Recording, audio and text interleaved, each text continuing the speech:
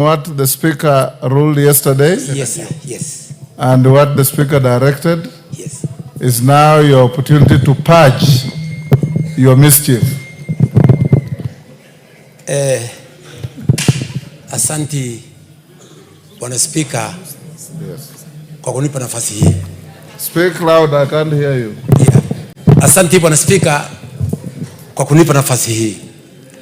Kwanza mimi kwa roho yangu na akili yangu niko hapa kusema pole kwa mheshimiwa dada yangu, kwa sababu mimi mwenyewe nilikosea nikachukua ile video, na ile video ni MPURU Mtwaburi mwenyewe ndiye alichukua. Lakini baadaye mheshimiwa Speaker, tukua na ndugu zetu na marafiki wetu pale nje pale, mmoja akaniambia nimsambazie, nikasambaza. Sikuwa najua eti ya kwamba hiyo kitu itateni nje, kwa sababu hii ilikuwa ni kuharibu jina. Kwa hivyo mimi kivyangu, mheshimiwa Speaker, nasema pole na hiyo nisamehewe. Maandiko nasema kwamba hakuna dhambi yoyote duniani haiwezi kusamehewa, hata iko rendi kama damu. So mimi kivyangu, mheshimiwa Speaker, naomba msamaha. Thank you, Speaker. Well done, Aburaburi. Yeah. Asante sana mheshimiwa Mburaburi.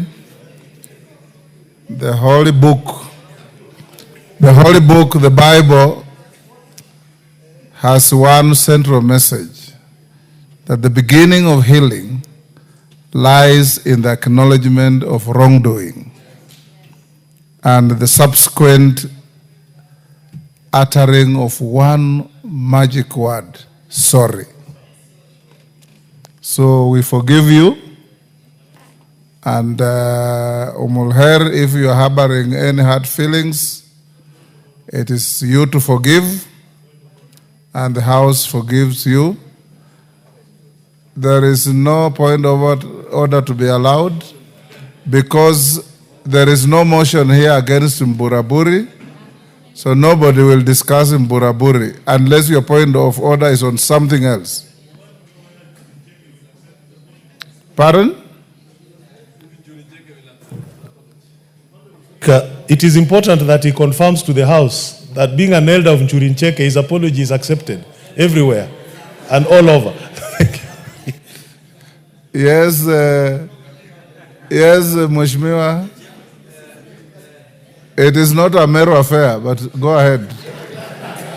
Thank you, Mr. Speaker. Mr. Speaker, in many traditions and customs, when an elder acknowledges the mistake and begs for pardon and forgiveness, it's given openly and with open heart. So we request the lady who feels that the mistake was done on her to forgive, and even the House to forgive Mburaburi for this mistake. Thank you, Mr. Speaker. The Speaker speaks for the House. The House has forgiven Mburaburi unconditionally. Umulher.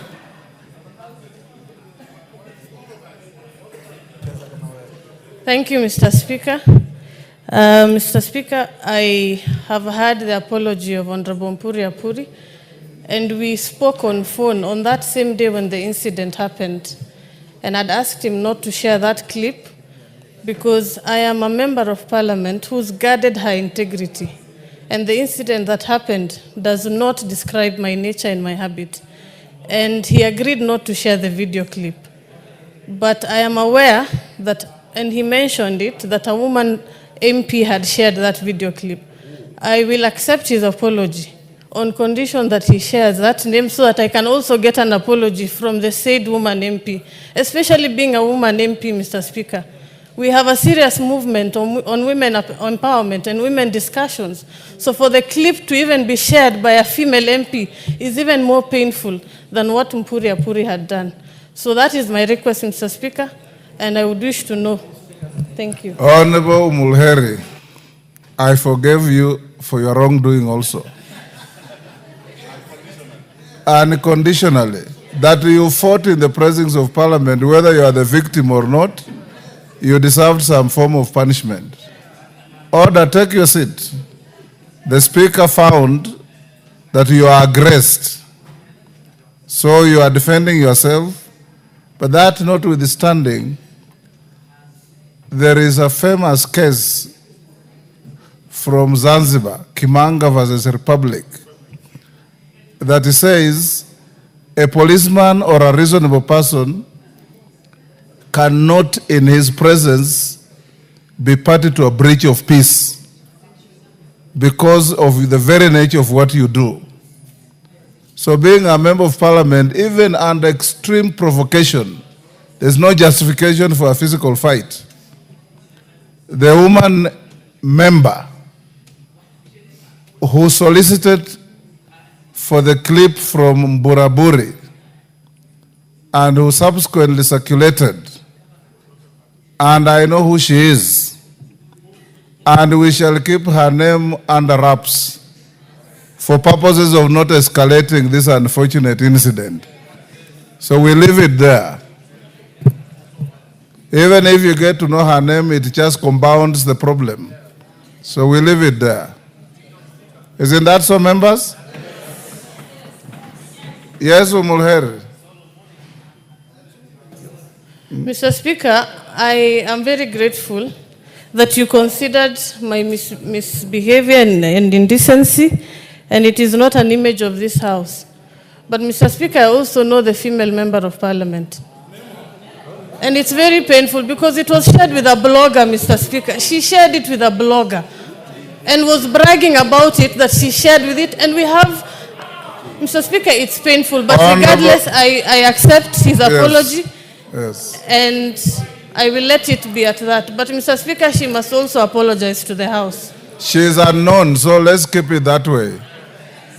She is unknown and will not expose our own members unfairly. Mburaburi was the genesis of the mischief, and he has retracted and apologized. So let's leave it there. Let's go to statements. Yes, Robert, what is it? Let the chips lie where they fell. Your gallery of some women from Nairobi, various constituencies. That's why we have written Nairobi here. Honorable members, before we go to statements, in the Speaker's gallery also, there is a group of women leaders from Nairobi County, from various constituencies. Madam Dobby, no, they are called Dobby Women Network. Madam Grace Ngugi, when we mention your name, you stand up, then take your seat. Madam Agnes Mulesi, Madam Beatrice Korore, Madam Jane Batia, and Madam Rose Okello. Munakaribishwa nyote kwa jumba la bunge kwa kikao cha alasiri hii.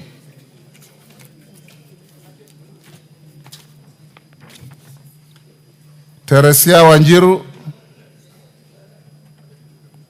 statement request. Teresia Wanjiru.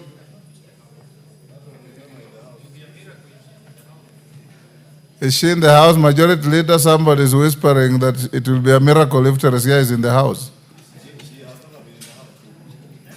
Question dropped. Anton will watch.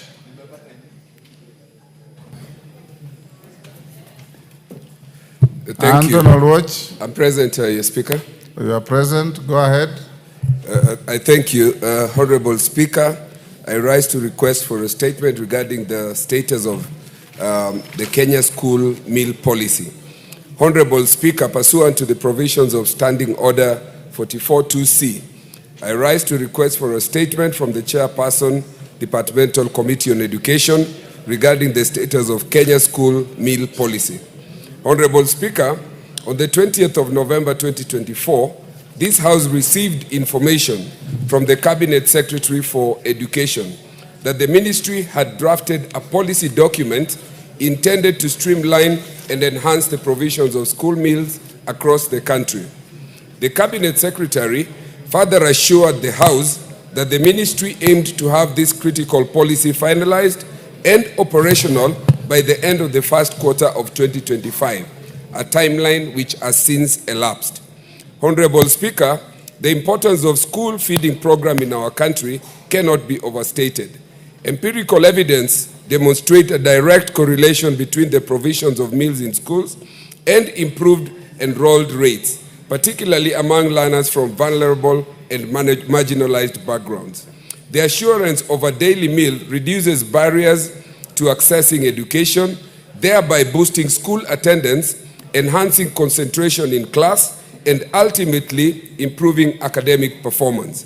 Honorable Speaker, it is against this background that I request the Chairperson Departmental Committee on Education to apprise this House on the following. 1, the current status of the draft Kenya school meals policy, and 2, whether the policy has been finalized, and if not, provide a definitive date by which this critical policy will be submitted to the National Assembly for consideration. Thank you, Honorable Speaker. Signed, Anthony Tiolwach, Member of Parliament, Mathare constituency. I thank Chairman, Education, when can you bring a response? Thank you. Yes, Honorable Speaker, I think in 2 weeks' time we'll be able to bring the response. 2 weeks. Yes. Thank you. 2 weeks. Honorable Peter Lochakapong. Go ahead. Thank you, Honorable Speaker. I rise to request for a statement regarding illegal commercial mining activities taking place in Sigor constituency. Now, Honorable Speaker, pursuant to Standing Order 42.2c, I rise to request for a statement from the Chairperson of the Departmental Committee on Environment, Forestry and Mining regarding seemingly illegal commercial mining activities taking place in Laminyeusi and Kambikaraya within Sigor constituency. Honorable Speaker, there have been reported apparently illegal and unregulated commercial mining operations taking place in Laminyeusi and Kambikaraya. These activities pose serious environmental risks, including contamination of water sources, degradation of agricultural land, and destruction of natural habitats. Additionally, the activities threaten the livelihoods of the local communities and have contributed to increased insecurity due to interclan clashes over the control and exploitation of mineral resources. Further, the alleged operators are unlicensed and are employing unsafe mining methods, thereby endangering not only the lives of miners, but also the general well-being of residents in the surrounding communities. Now, Honorable Speaker, it is against this background that I request for a statement from the Chairperson of the Departmental Committee on Environment, Forestry and Mining on the following.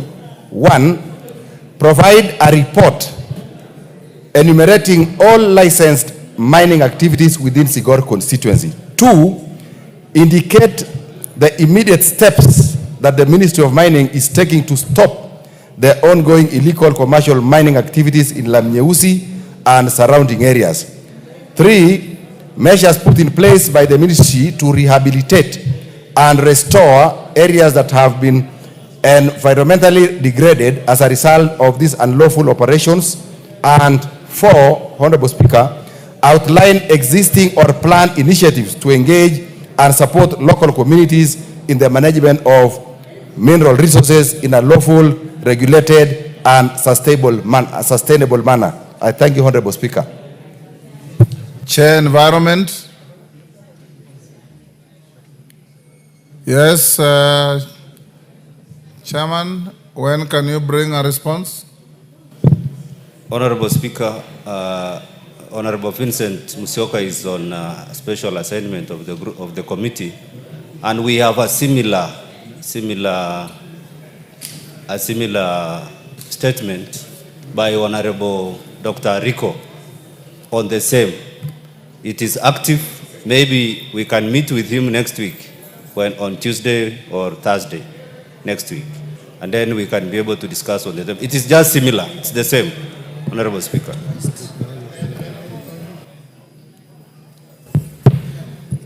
Honorable Speaker, although the chair is represented by the honorable member from Turkana, Honorable Speaker, maybe I would also, just to reinforce the request of that statement by Honorable Ochaks, and the other one that the member speaks about, the member of the committee, is to request the committee Because, as he says, this is a second such statement request on illegal mining.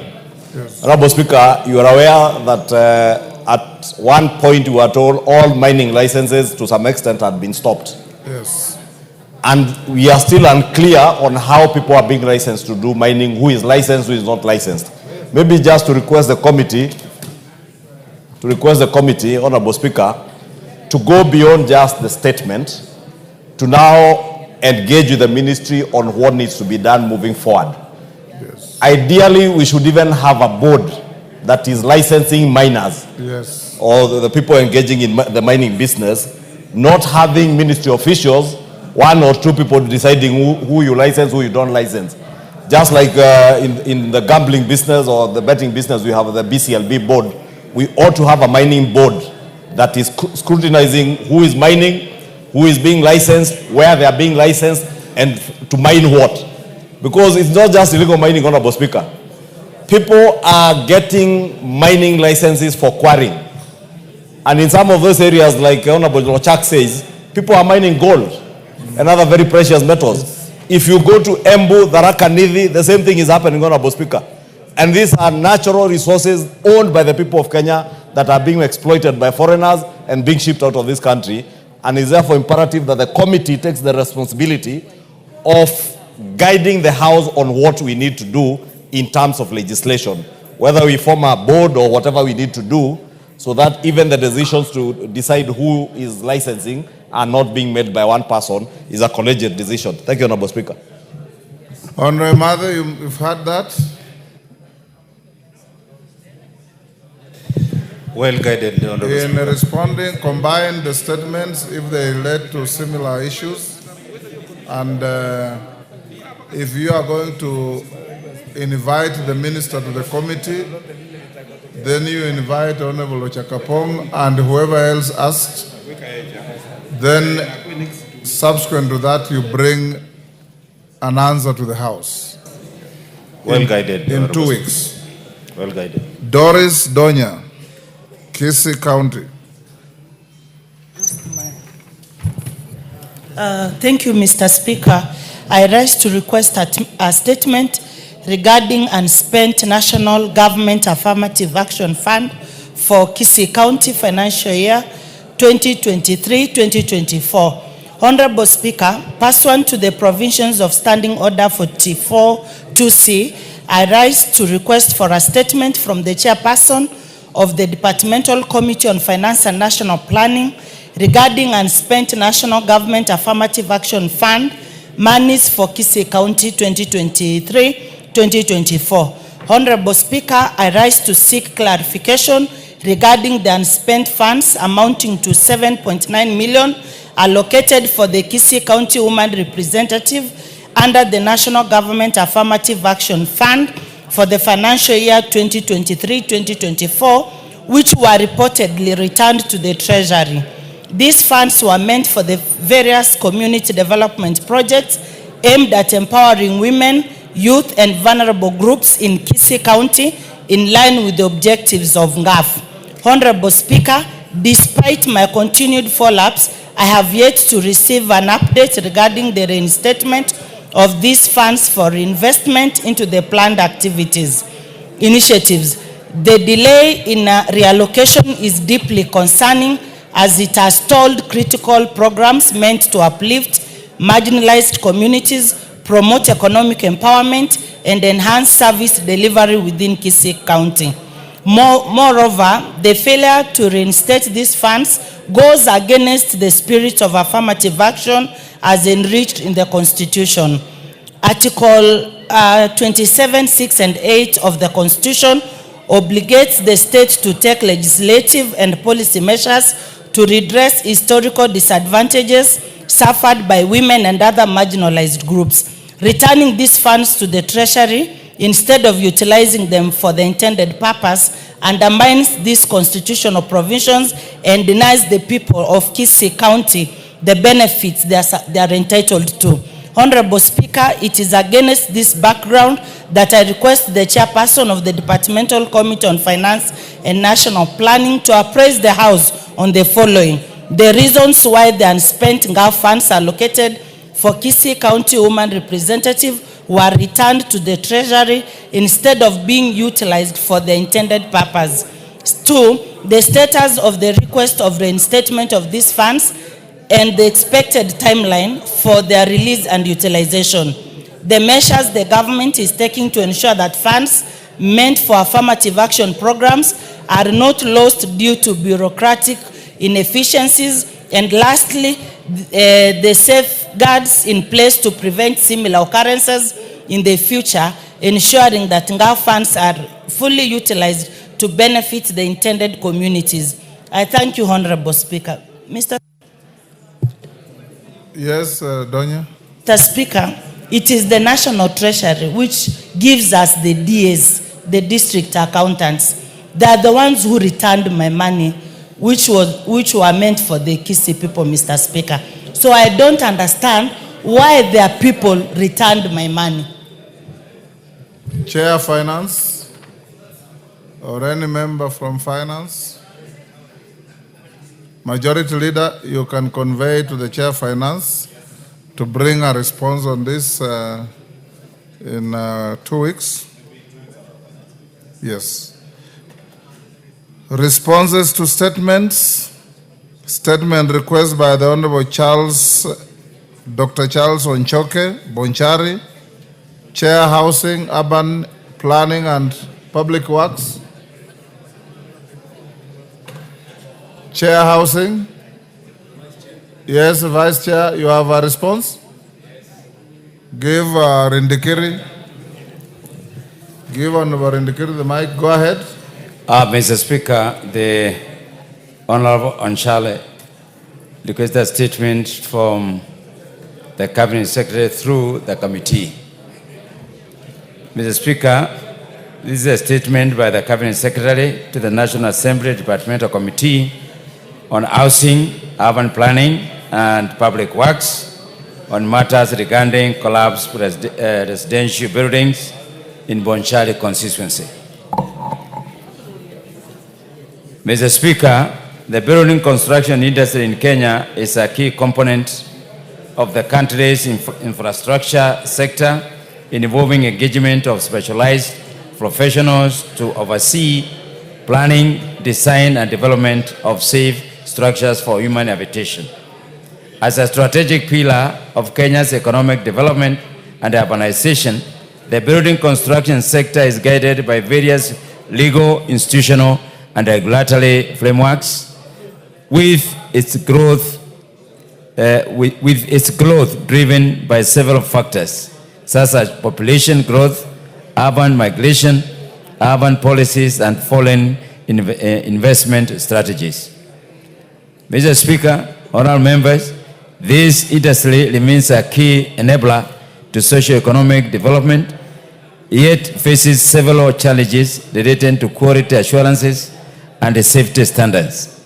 Despite these challenges, the Ministry of Lands, Public Works, Housing and Urban Development is supporting and advising our investors in various development of safe and resilient infrastructure for human habitation. Mr. Speaker, buildings experiencing collapses have been a source of concern to both national and the county government due to their potential threat to human life, economic stability, and property integrity. It is important, Mr. Speaker, to note that various factors contribute to these building collapses, such as poor workmanship, substandard materials used in construction, inadequate supervision, poor quality controls, inadequate maintenance of buildings, and extraordinary load or combination of those factors. Mr. Speaker, honorable members, rising incidences of such events have underscored the critical need for improved building safety protocols and effective mitigation strategies. In light of these challenges, the Ministry of Lands, Public Works, Housing and Urban Development has established a robust mechanism for ensuring compliance with subnational, national, and international standards. Particularly, Mr. Speaker, the Ministry is processing processing mandatory incorporation of the building code in all building approval processes at county and national levels. Number 2, developing a cabinet memorandum on e-building approvals and management systems in Kenya to ease building approvals processing by the counties, inspections and reporting. Number 3, developing a legal framework to provide for the much needed coordination, enhanced regulation, management and development in the building industry to support building businesses and the industry. Number 4, strengthening existing regulatory bodies and the county government department to oversee adherence and provide guidance on matters building safety. Number 5, carrying out independent compliance audit and the taking of views of high risk or large scale project. Mr. Speaker, honorable members, these initiatives aim to enhance the quality and safety and reliability of our construction project across Kenya by ensuring that all construction materials, processes and personnel involved meet the highest standards of excellence. I thank you, Mr. Speaker. Nchoke.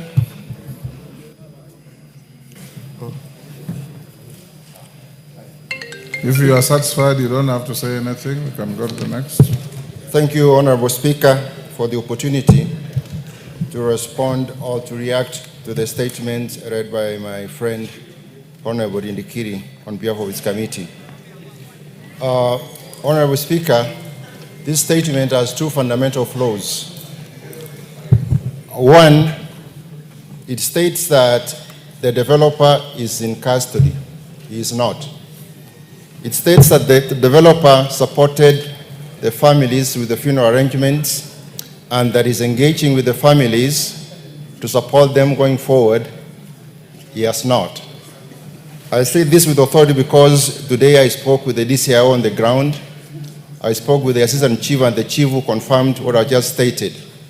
As a matter of fact, the 5 people who died come from very poor families. They are very young people who left behind orphans and widows. Mr. Speaker, you may recall that around about that time when they died, you supported us, and thank you very much, to give them a decent send-off.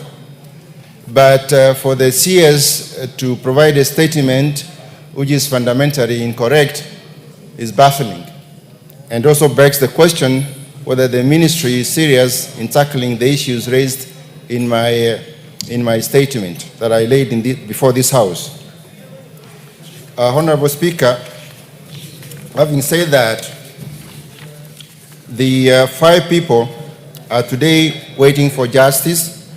The young families are waiting for justice.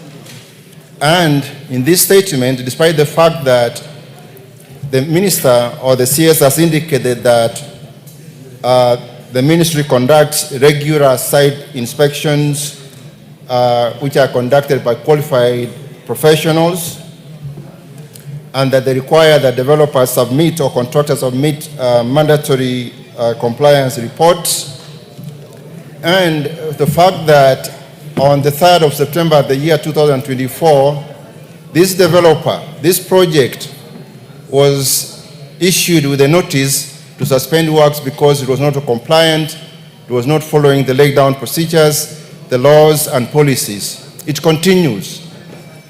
Where were the inspectors that we are told are professional inspectors? Where were these regular inspections that we are told in this statement?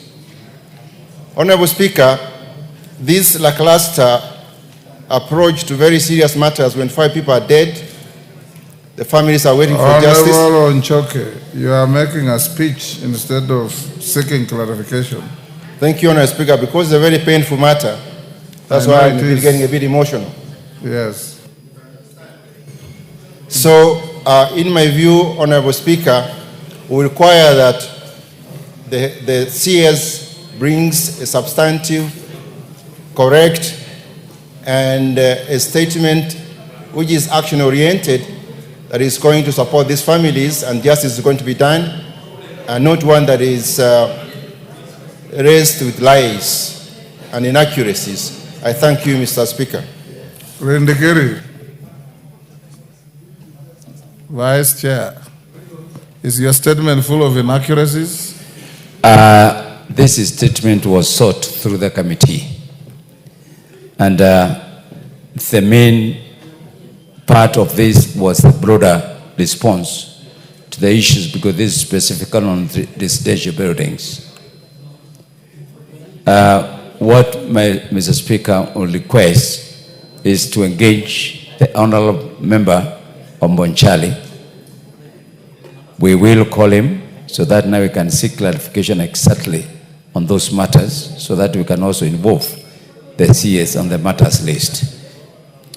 We will. Honorable Njoka, you can engage the chair, and if need be, if you need support from my office, you can reach out.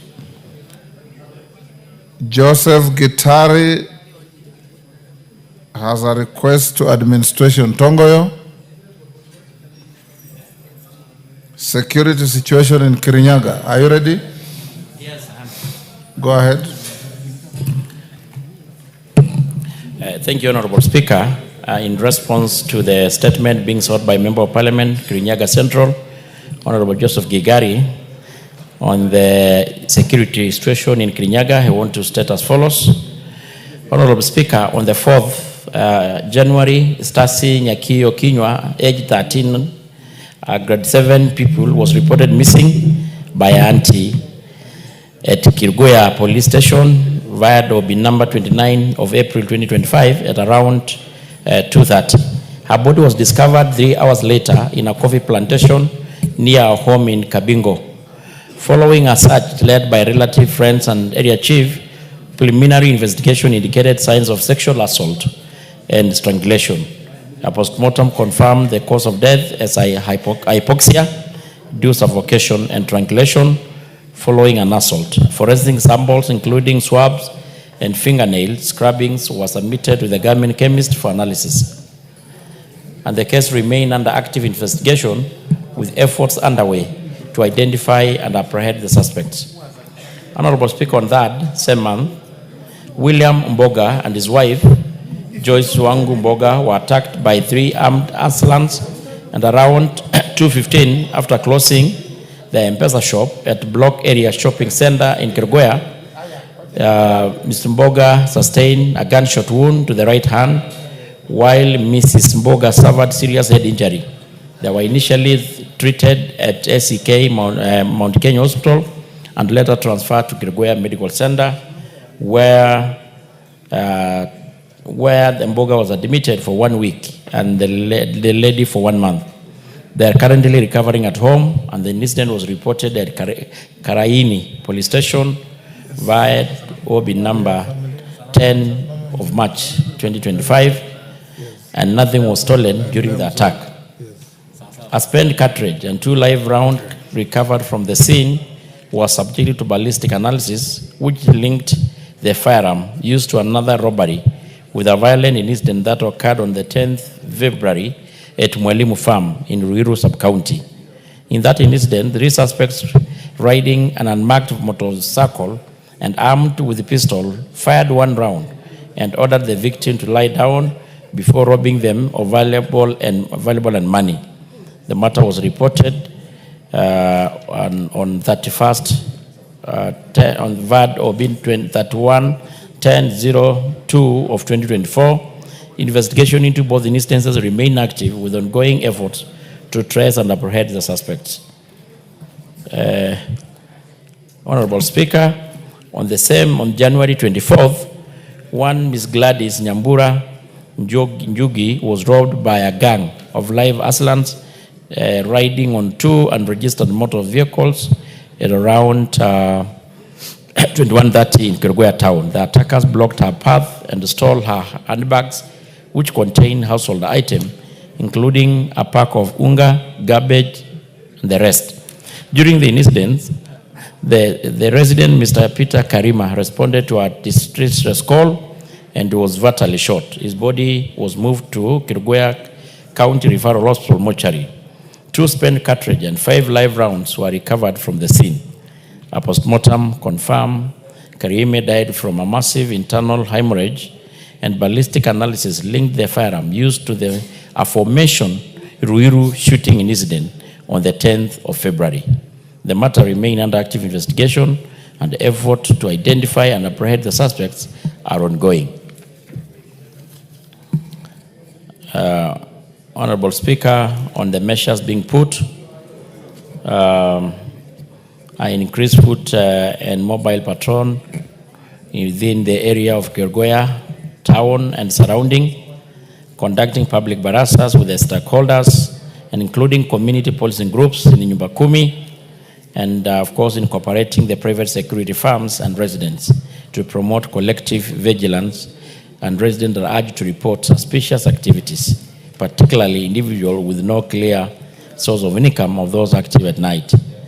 And enforcement action targeting motorcycles without registration numbers or those not affiliated with the organized circles to curb their use in criminal activities, and the joint intelligence efforts are ongoing.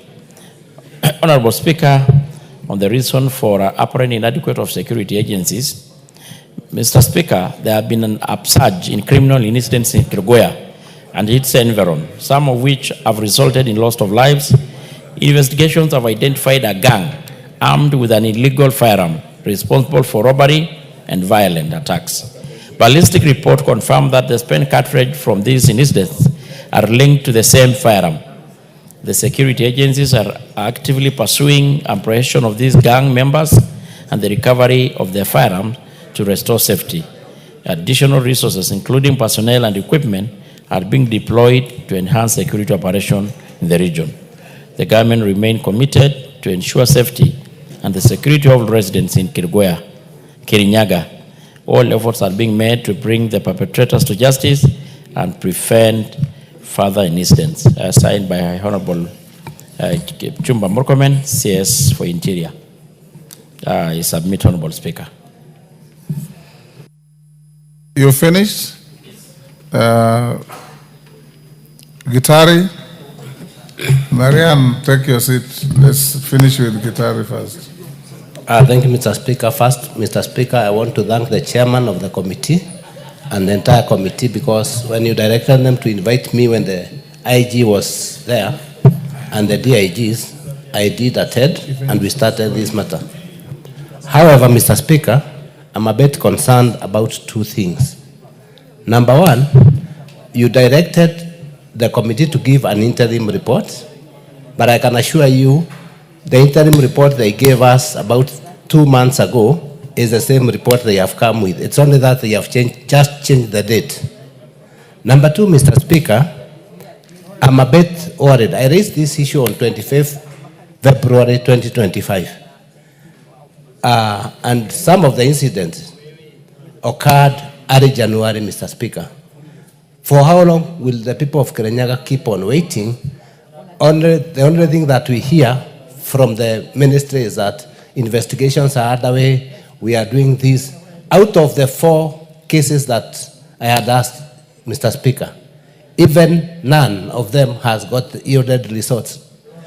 People in Kirinyaga are living in fear, Mr. Speaker, because we don't know what these people can do, because they are still at large. Some of them are known people, but they are just free and they might commit the same crime. I think we need more answers, Speaker, than just what we have gotten. I thank you. Marianne Kaitany.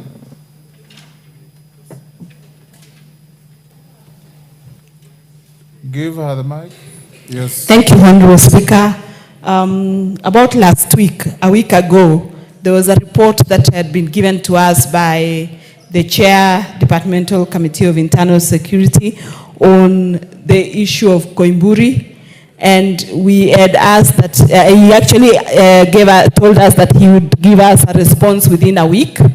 Today being Thursday, I think the week is finished, is over, and I think it would be important that he gives this House an update, knowing that this matter is of great national importance, not only to this House, but to the nation at large, because everyone needs to understand this self-abduction business, whatever became of it, and the actions being taken by the security sector, if any? Thank you.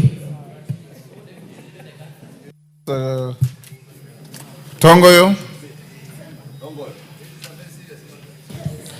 Yes, Honorable Speaker. Clarify guitarists before you come to that.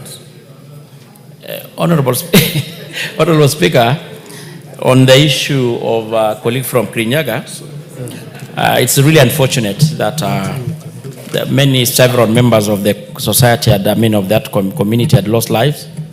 I share really the pain and concern, but I want to assure you and the country that personally I'm going to take personal intervention to see how to eat, even if it calls probably maybe change of security personnel in the area. And Honorable Speaker, also, it's good to be appreciated that at least there are some leads pointing to a particular gang who has been identified to be using the same gun. So maybe after this we may need to have a session with him so that we see quick intervention with IG, even if it means changing the officers in the area. Right. Yes. Kaitanyi. Marian Kaitanyi. Your colleague Koimburi has not appeared in the House since the incident. You promised a comprehensive statement. Honorable Speaker, it's true, I did promise to give the latest update, but since I gave the last one, Honorable Speaker, there has been a lot of development, including even the operation and of course prosecution of the lady who is a member of a county assembly who spent the night with the Ngaibori. But not alleged, it's been confirmed. Sorry? It has been confirmed, Honorable Speaker. Honorable Speaker, what became evident for all of us and the country to know, this was self-abduction and self-hospitalization. And maybe, Honorable Speaker, being today is a Thursday, maybe Tuesday, you allow me Tuesday to produce the latest. But what I can tell you, it is obvious, it's evidence. This was for cinema, it was just drama. And those are people who are hell-bent to portray the government on the wrong light. So give me to Tuesday, Honorable Speaker. But we are rest assured that was just for cinema and drama, self-abduction, self-hospitalization, and I remain to be so. What, Honorable Speaker, we should even do as a House, before we wait the other agency like EACC to pursue and do what is rightful, we should take our position, Honorable Speaker, here. Even the Committee of Privileges to summon the Member of Parliament. This is the Member of Parliament who even previously had even accused this House to have been bribed to vote in a particular manner, Honorable Speaker. Professor, what is it? You know, it's disturbing to me that being a medical professional, that a senior medical professional of the status of Dr. Gikonyo can falsely admit a patient to a hospital. Until these things have been confirmed, please let's hold our horses and stop condemning the hospital, the medical practitioner, and other people that are involved in the care of this person. Please, it's not right for Dr. Gikonyo to be accused of admitting somebody falsely, because he cannot admit somebody to his hospital when that person is not sick. That is not acceptable. And if that happens, then there is action to be taken up from the Kenya Medical Practitioner and Dentists Council. Until that kind of thing happens, please let's not destroy people's Yes, Majority Leader. Honorable Speaker, I want to agree with Professor that this is a matter that is still under investigations, and we need to give the investigating authorities time to verify whether even that admission was legitimate, because you may also be admitted for other things, especially when you hear you might have you are alleged to have spent a night with somebody, so you may have other issues that may have caused your admission in hospital. So let us leave that to the competent authorities in that. But more importantly, Honorable Speaker, is to ask the chair of the Security Committee, the Honorable Tongoyo, because after the said abduction or disappearance of the Honorable Koimburi, we saw the disgraced former impeached deputy president allege that the Honorable Koimburi had been poisoned and inhaled very dangerous gases. And he could not even speak, his throat was hurt. He had actually diagnosed, he had the diagnosis of what gases Koimburi had inhaled. He had even now been able to diagnose that he can't even speak. And I wondered, how did the impeached deputy president know that this victim who could not speak had inhaled some dangerous gases that are only known to the disgraced former deputy president? And the chair security committee must take this matter more seriously than he is doing. He must get a written statement from the Inspector General of Police and the doctors, more so from the Inspector General of Police, telling us what investigations has he done, has he carried out, to even get statements from one Rigathi Gachagua, who seemed to have more information than even the victim himself on his inhaling of dangerous gases in a coffee plantation. So Rigathi Gachagua must be able to tell the police, these gases that Koimburi inhaled, were they inhaled at the hotel in Gatundu with this lady who he is alleged to have spent the night with? Did he inhale these gases from the chemicals that spray coffee in the coffee plantation where he went to sleep in the morning? Or was it in the ambulance that his staff organized for him? It is important that we know this, Honorable Speaker, so that tomorrow, Honorable Speaker, I do not allege what is not there, especially on serious matters like kidnappings and abductions, Honorable Speaker, and try to make political capital out of it, Honorable Speaker. And therefore, the Honorable Tongoyo must give us an update from the police and the medical doctors who are attending to the so-called victims. Thank you, Honorable Speaker. Honorable members, let's not escalate this. As a custodian of the interests of all of you, including Honorable Koimburi, Honorable Tongoyo, next week on probably Wednesday, you bring a comprehensive report about your colleague who has not reported to the House since the disappearance and reappearance, so that we can also be able to know what is happening around him. I don't want to escalate this, Deputy Speaker. Let's leave it there, because we will degenerate into discussing the personal conduct of a member without a motion, and that is against standing orders. Let's leave it there. Honorable Emmanuel Wangwe's statement. Tongoyo, Wednesday you bring a comprehensive statement, including what the professor has said and what everybody else has said.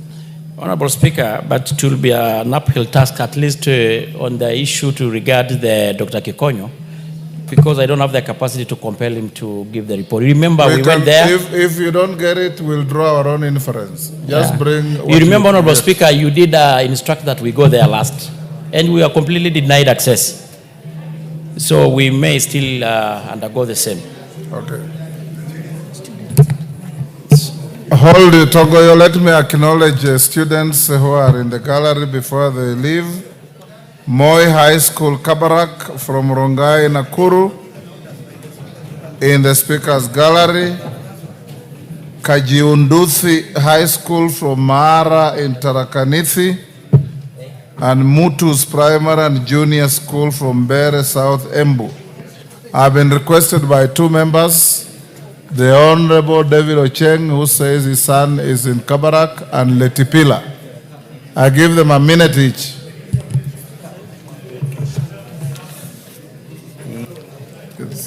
Thank you David so much. Ocheng, you have a minute. Thank you so much, Mr. Speaker. I believe the students' visit to this parliament normally is for information and education. And so I want to take this opportunity to welcome all the students who are seated, all the public and speakers gallery to parliament. and to ask them to know that this August House is the ultimate place for politics, and that if you do well in whichever field, being a doctor, engineer, teacher, all of us are in this house representing different and various interests, and so you are welcome to Parliament, all of you, and hope to see you, some of you here in the future. Thank you. Letipila.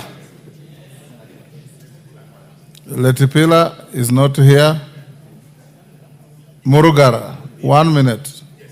Thank you, Mr. Speaker. So, Speaker, we shared a class with Mr. Letipila at the great Moi High School, Kabarak, when it was named that way. And I take this opportunity to welcome the students of that great school from the Rift Valley. I know they've maintained it ever since those days when I enrolled in that school in March 1986 and left in November 1987. And on your gallery, we have Kayunduthi Boys High School from the Rakanithi, and closely with them is also Mutembei Boys from the same county. Two other great schools that are well known in the country because of their great performances.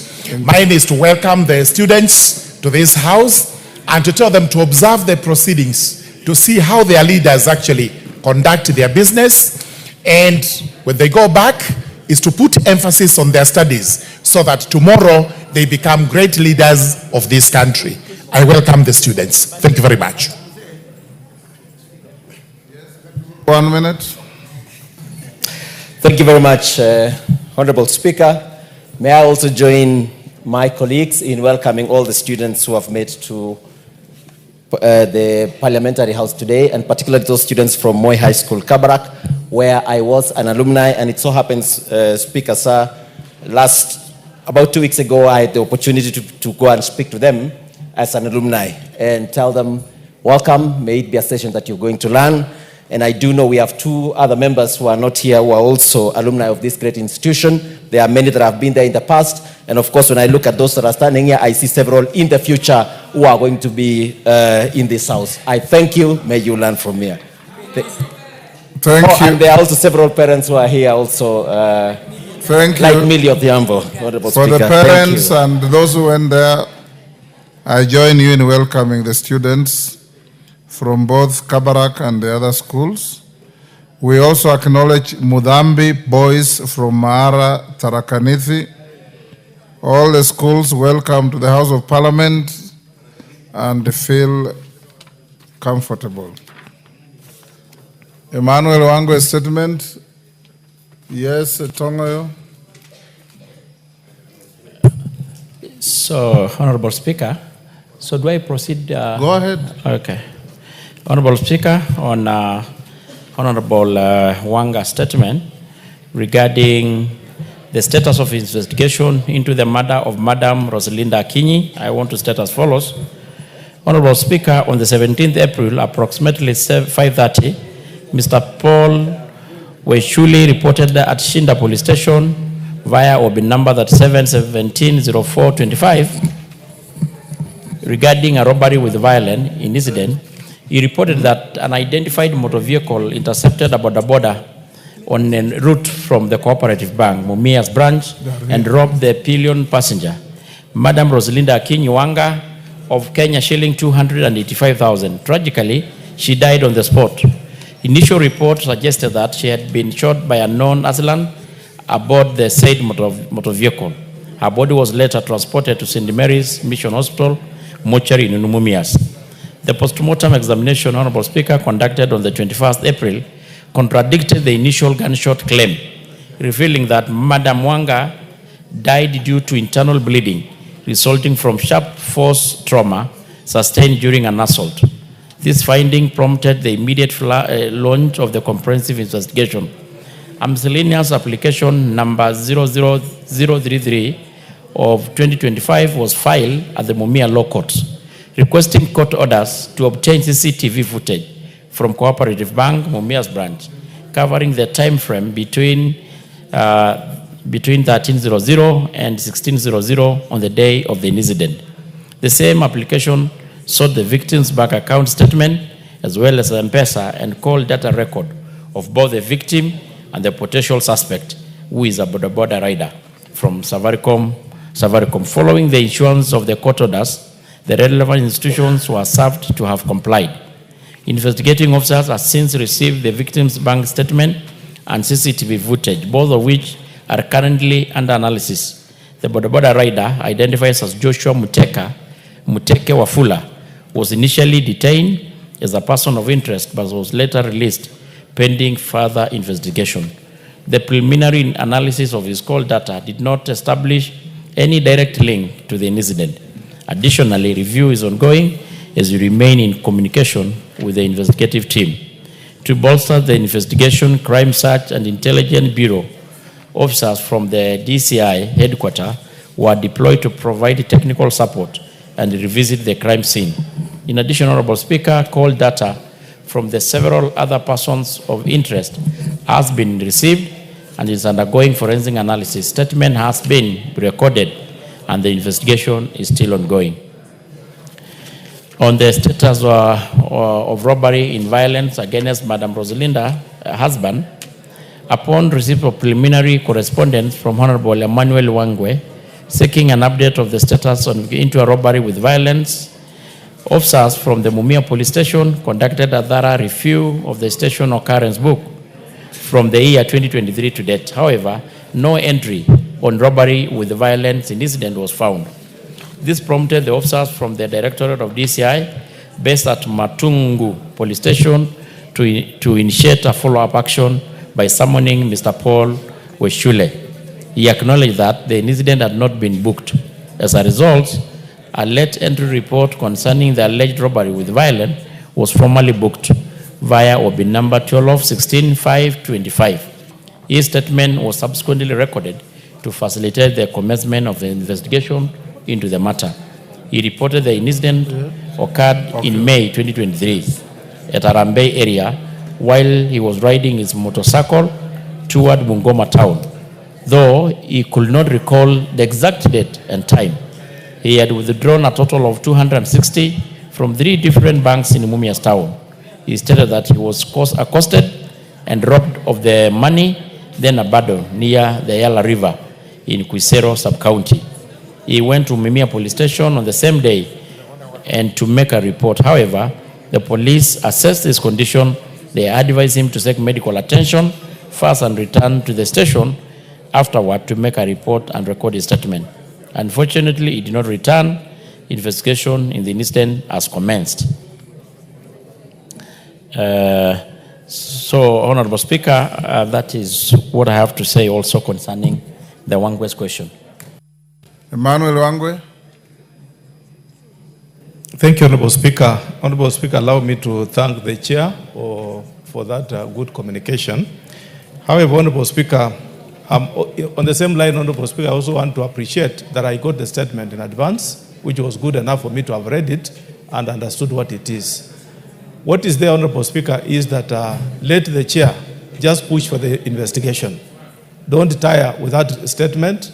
We want to get to the bottom of the whole issue, particularly, Honorable Speaker, where they murdered the wife, and just a year ago, they robbed the husband. Both of them who have been teachers. It's an issue that's affecting my constituency, and it's an issue which, Honorable Speaker, the Chair should push to the latter. I also want to appreciate that, Honorable Speaker, my request for the headquarters of DCI to send thorough officers has been accepted, and I can see officers from CRIB have been sent. That's good, and I want to appreciate, Honorable Speaker.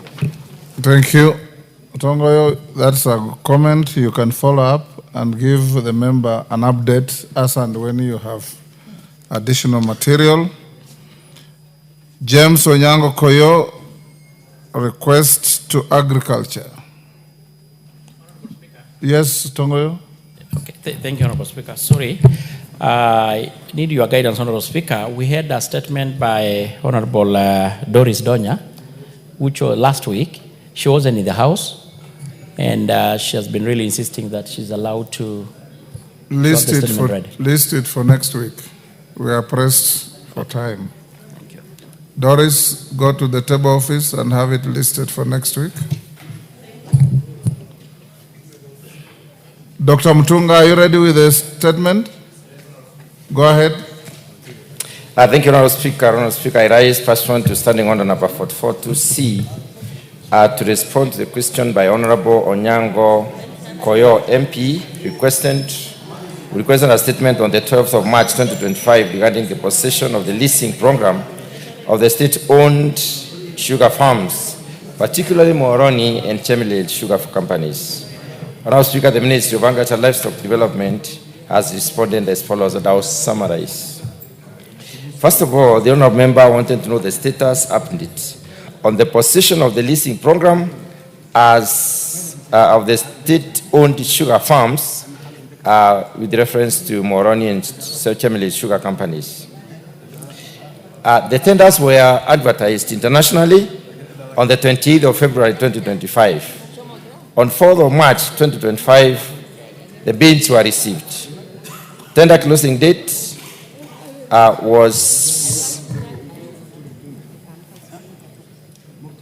tenders were advertised then, and then they were supposed to be received on that date, and tender closing date was on 25th of March 2025. Bids were received and evaluated, and tenders were awarded.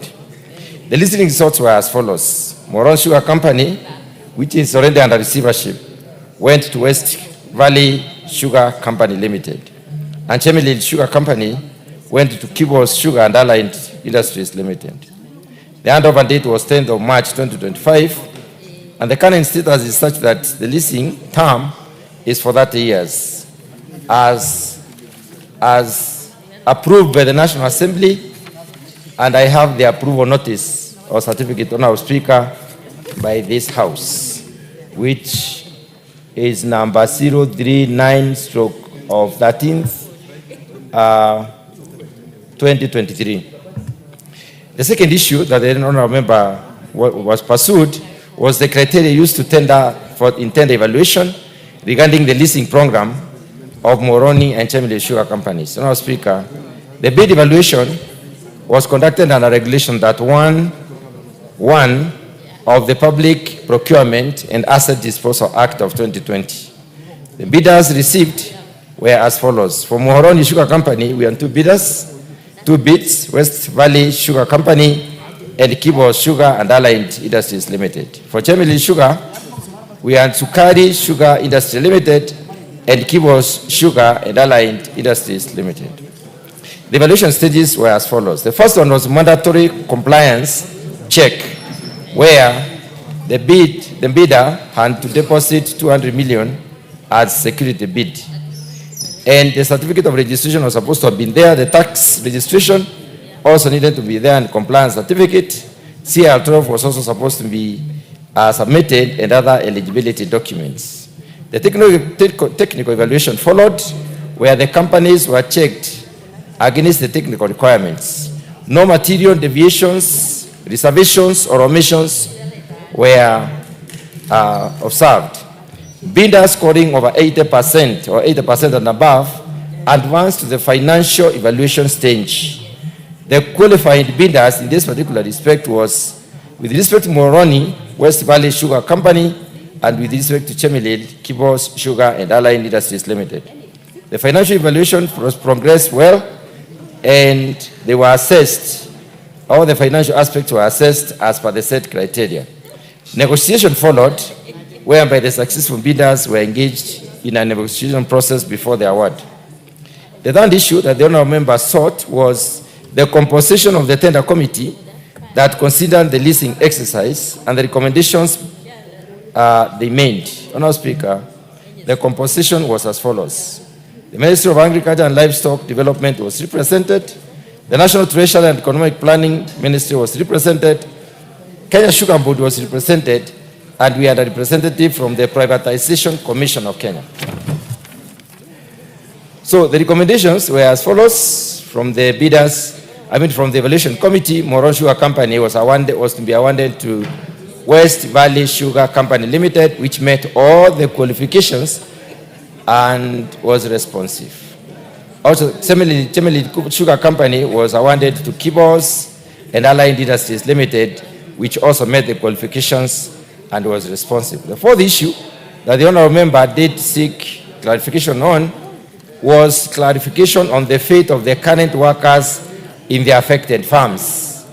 And these are the clarification, Honourable Speaker. Number one, the workers are to be actively engaged during the transition period to ensure continuity. And investors were to retain workers for up to 12 months post-handover and then pick those that they believe should move on. During the 12 months, the workers were to remain under existing terms and conditions of employment. The investors were also to identify and retain the needed employees.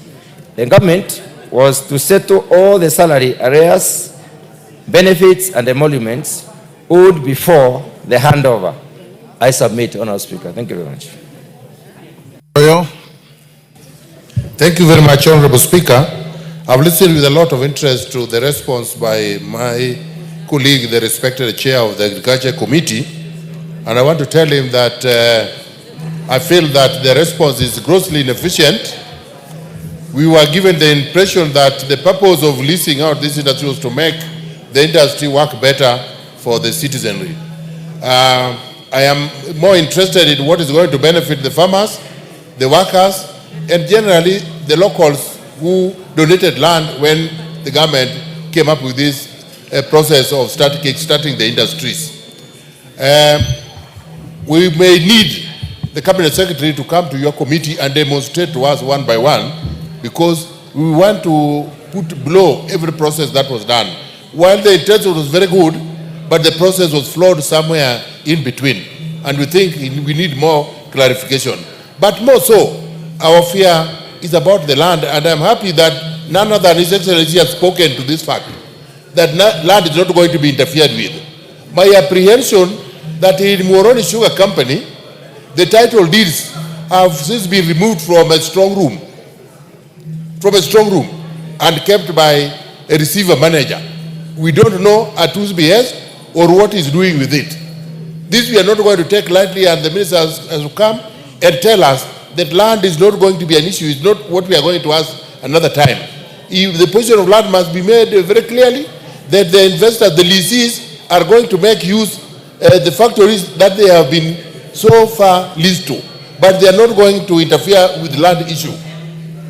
Also, we may want to know some of the conditions were being flouted, like it was important that any company that had a court case was not supposed to benefit from this program. But we have seen one of the companies that has a litany of court cases has benefited here. So we'll need the Cabinet Secretary to find time, come to your committee, and we will come and walk us through the system. Then we can rest assured that it is correct. Otherwise, thank you very much at this stage. Thank you. That was just a speech, Mutunga. Yes, Carolo Monde. Thank you very much, Honorable Chair. I want to joyride on Honorable Koyo's question. And in terms of Article 35 of the Constitution, Article 201 of the Constitution, Section 23 of the Parliamentary Powers and Privileges Act and our standing orders, ask the chairman to submit to this House the following transactional documents in relation to the leasing of the sugar factories. Number one, the tender package and selection records. The entire process, how the bidders were identified, the tendering process. We need to see the advert, the evaluation, everything. Secondly, we would like to see copies of individual lease agreements for each of the mills, Muhoroni, Chemelil, Soni, Nzoia. We would also like to see the investment program as proposed by each of the bidders and the performance guarantees that they have provided, including those that have been issued by banks in case they default. We would like to see documentation confirming that the lessees will not charge the nucleus estate to borrow money. We want audited accounts of all the preferred bidders for the last 7 years. We want the constituent instruments of all the preferred bidders and declaration of who their beneficial owners are. We also want evidence of public participation in the selection of the preferred bidders, including minutes. We need letters of reference from banks and other industry players vouching for the bidders. And last but penultimate, we need legal opinion of the Attorney General, a copy of the legal opinion of the Attorney General on these transactions relating the leasing of the mills. And finally, Honorable Speaker, we need an opinion from the Competition Authority as to how the bidders who have been selected, their presence will affect competition and market concentration in the sectors. Thank you, Honorable Speaker. Honorable Mutunga, go ahead. Thank you, Honorable Speaker. Honorable Speaker, I'm aware of the fact that the honorable member who has just spoken, Karoli Omondi, has a question to the minister. And I believe what I will do as the chair is to write to the minister to make sure that all these issues that the honorable member wants to see are brought to the House the day he comes to respond to the question. On the other hand, Honorable Speaker, better still, invite the minister to your committee and invite the member to interrogate him. He already asked a question. I don't know whether he should not come and answer the question. Okay. Here. Yeah, please.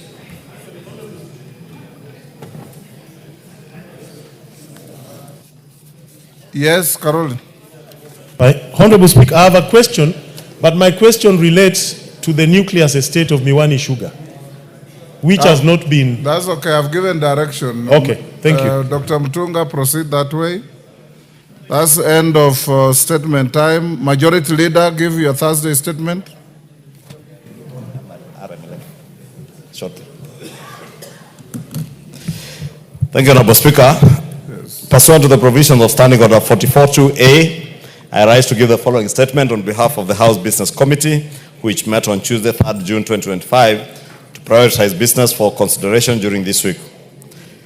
With regard to business scheduled for Tuesday next week, the House is expected to continue with the consideration of the following bills, should they not be concluded today.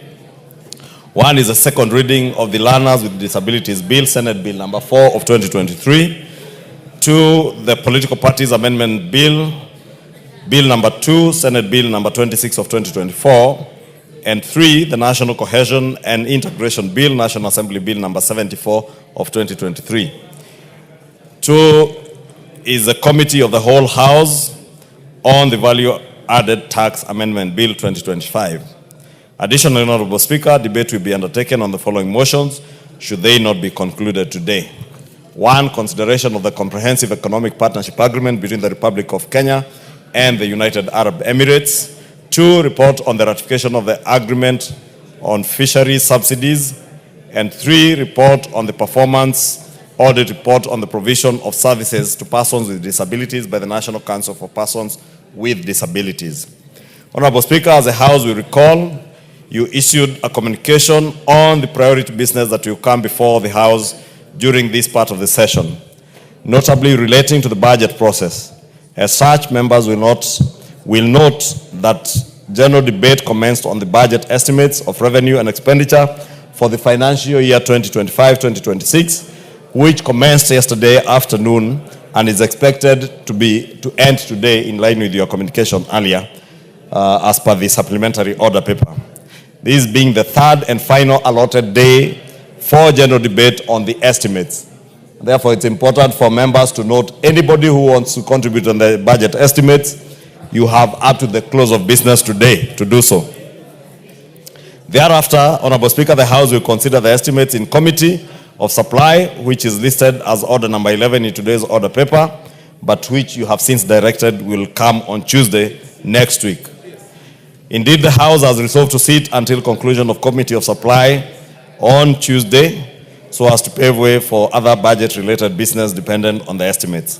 I therefore urge members to be available in the House and to actively participate in the Committee of Supply, where actual budget making is undertaken.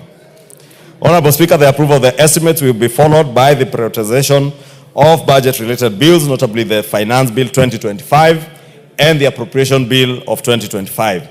The House Business Committee will prioritize these bills for consideration in the coming weeks, taking into consideration the statutory timelines applicable to the budget-making process. Honorable Speaker, in order to accord priority to time-bound budget-related business, we have not scheduled any Cabinet Secretary to appear before the House to respond to members' questions pursuant to the provisions of Standing Orders 42A, 5, and 6. I wish to reassure members that we will resume question time as soon as we complete the budget-making process.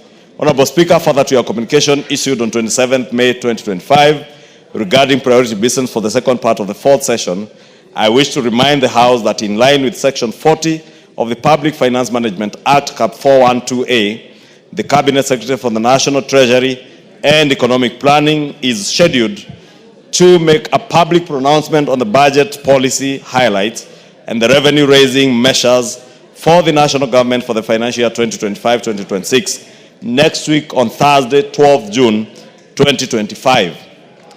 Finally, Honorable Speaker, the House Business Committee will reconvene again on Tuesday, 10th June 2025 to schedule business for the rest of that week.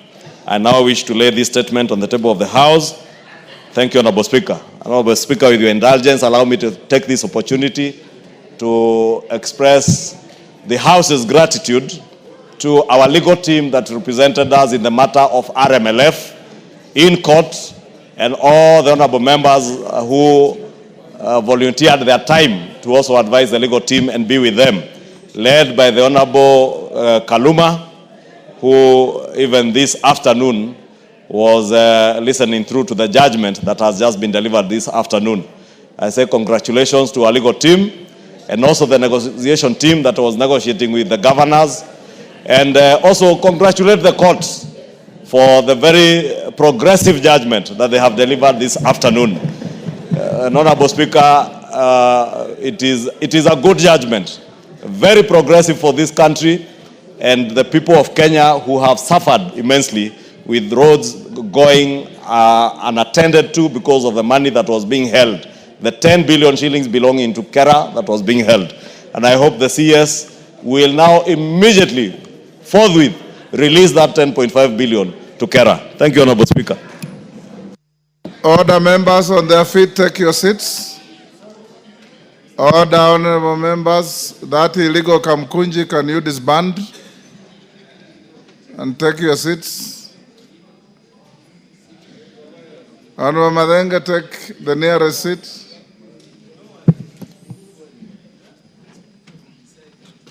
Honorable members, before we go to the next order, in the public gallery we have Tala Girls High School from Matungulu, Machakos. In the speakers gallery we have Karori High School from Kiambaa, Kiambu, and Kenyoho Secondary School from Kandara, Muranga. Also in the speakers gallery we have two members of staff from the Budget Department of the Parliament of Ghana. The two officers are on a visit to the National Assembly to benchmark with our Parliamentary Budget Office on the budget making process. They are welcome to observe the proceedings of the House. And I join the House in welcoming all the students, their teachers, and those accompanying them. Honorable members, I also have a short communication on the variance in the global figure on financial year 2025-2026 budget estimates for recurrent and development expenditure. Honorable members, as you will note, in today's order paper, the House is scheduled to resume debate on the motion on the consideration of the budget estimates for the financial year 25-26. The conclusion of this will pave the way for the consideration of the estimates in Committee of Supply pursuant to the provision of Standing Order 240. As earlier directed, this will be undertaken on Tuesday, 10th June 2025 on a priority basis. I've directed the clerk to avoid loading the order paper with too many issues so that after the preliminaries, we'll go straight to the Committee of Supply. Honorable members, I wish to notify the House that as will be noted in the supplemental order paper, there is a variance on the global figure being sought to be issued from the consolidated fund between the notes of motion as issued and as currently contained in the supplementary order paper. This variance has been occasioned by a reconciliation of the figures against the various votes contained in the first schedule to the supplementary order paper. Honorable members, when I looked at the figure in the motion and the figure in the Committee of Supply, I noted some variance, so I instructed the budget office to scan through carefully and advise me on where the variance was coming from. And the variance now corrects the figure to 2,538,593,978,440 and not 2,538,293,978,440. The variance was about 300 million, and my budget office informs me that it was an error in additions that caused this. The motion will therefore be considered with the correct figure as shown on the supplementary order paper, which is indeed published in the supplementary order paper today. The House is accordingly guided. I also join everybody in congratulating Peter Opondo Kaluma and our team of lawyers, Murugara and others. All the lawyers of the House, we acknowledge you, Mili Odhiambo, Otiende Omolo, Mwengi Mutuse, John Makali, and Osoro, TJ Kajwang. Who is that raising his hand? Are you a lawyer? Naika, you are not a lawyer. Yes. Andon Oluoch, for gallantly fighting for you and the constituents' best MPs. Today is your day to smile. Honorable Gashimo, yes, as a learned colleague, today is your day to smile because your RMLF provision is back to you. Thank you. And these gallant lawyers of the House have been acting pro bono. Pro bono means, Carolo Monde, I didn't mention you, pro bono means without any payment of fees.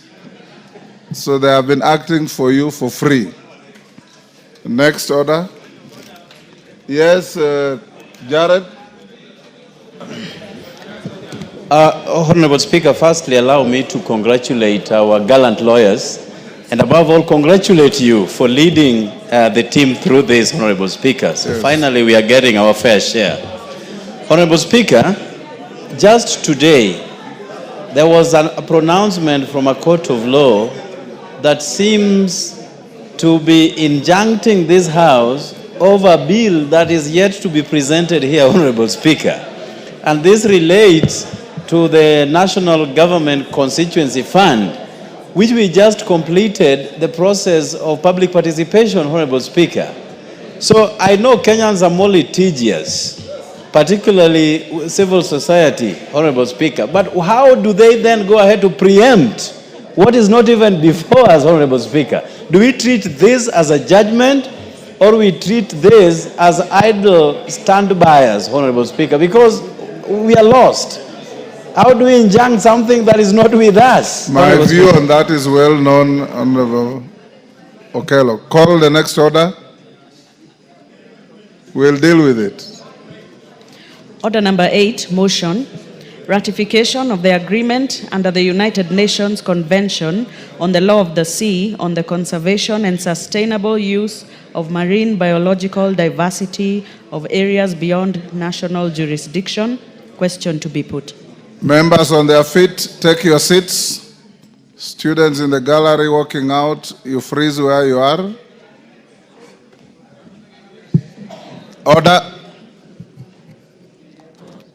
Honorable Elijah, take the nearest seat. Honorable members, I now put the question at order number 8, which is that this House adopts the report of the Departmental Committee on Blue Economy, Water and Irrigation on its consideration of the agreement under the United Nations Convention on the Law of the Sea on the conservation and sustainable use of marine biological diversity of areas beyond national jurisdiction agreement laid on the table of the House on Wednesday, 4th June 2025, and pursuant to the provisions of Section 8(4) of the Treaty Making and Ratification Act 2012 approves the ratification of the agreement under the United Nations Convention on the Law of the Sea on the conservation and sustainable use of marine biological diversity of areas beyond national jurisdiction,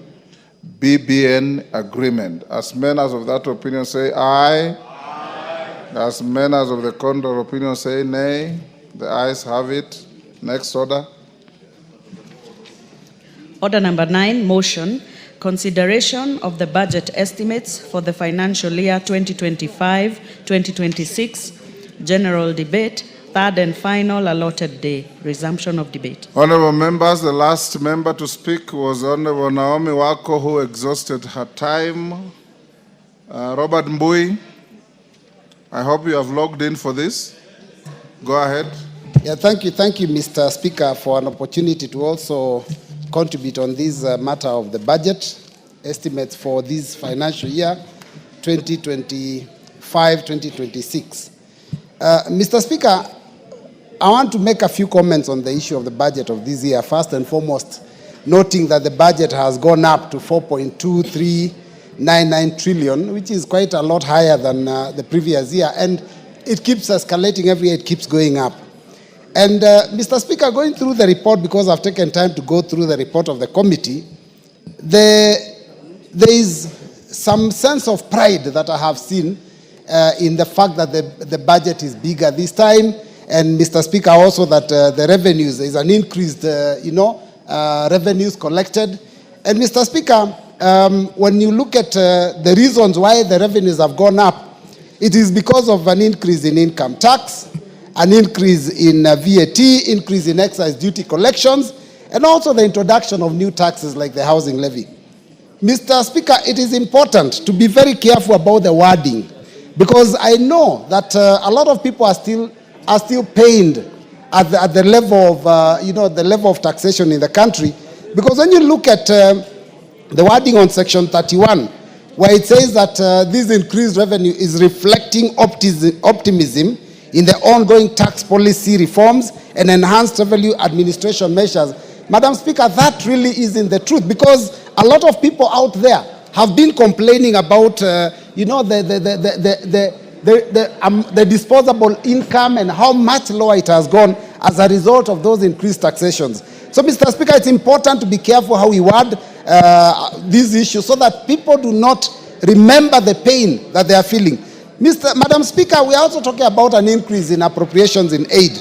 And that basically is also not a positive thing, because, Madam Speaker, what it really means is that the cost of government services are also going up, and that therefore means that some of our people may not be able to afford the basic services that are supposed to be provided. So when we are celebrating an increase in revenue and celebrating an increase in collections by, government agencies, then we forget that this is money coming out of the pockets of Kenyans who are promised that they would have much more money in their pockets.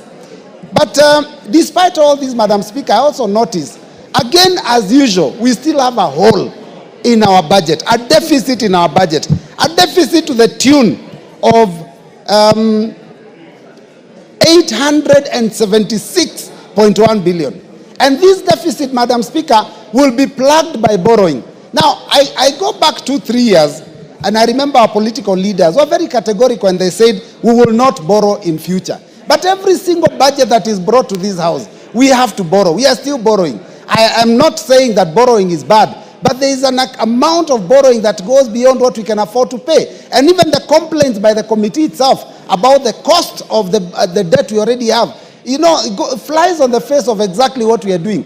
Now, Madam Speaker, on the issue of borrowing, 284.2 billion is being borrowed externally, and 591.9 billion from the domestic market. Madam Speaker, what does that mean? Again, we are crowding out local investors. The minute the government borrows locally, it means that the money that was available for businesses to borrow so that they can finance their activities is not available, because government is an easier person, is an easier entity to lend to. So by borrowing too much money locally, it means we are crowding out the private sector. And therefore, that means in the long run, the businesses cannot thrive in this country because they have no access to loan capital. Madam Speaker, I've gone through the submissions by departmental committees, And some of them are quite horrific. I do know that there are some changes that have been made and proposed after the discussions, but let me talk about just 2 or 3 committees. The first one is the Education Committee.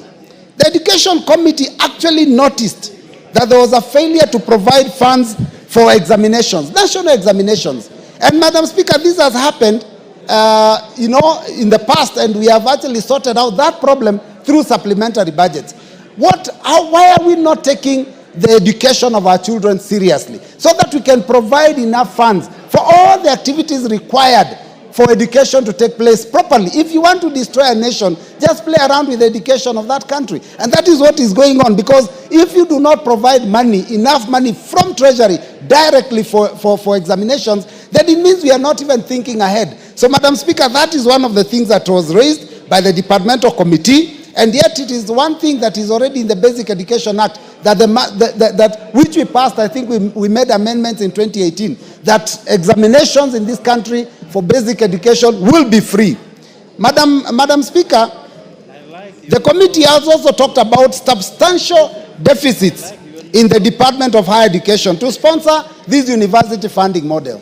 Madam Speaker, if we don't provide enough money for that funding model, how then are we saying that we are reviving our universities, we are helping our universities, and we are helping our children? In fact, the committee says that, and these are their words, that this will impact negatively on the students' welfare and increase financial strain on them, not to forget also on their parents. So, Madam Speaker, these are some of the problems that we are facing, the Education Department raised, the Education Committee raised. Madam Speaker, there is a proposal of provision of 4.8 billion to employ 20,000 interns.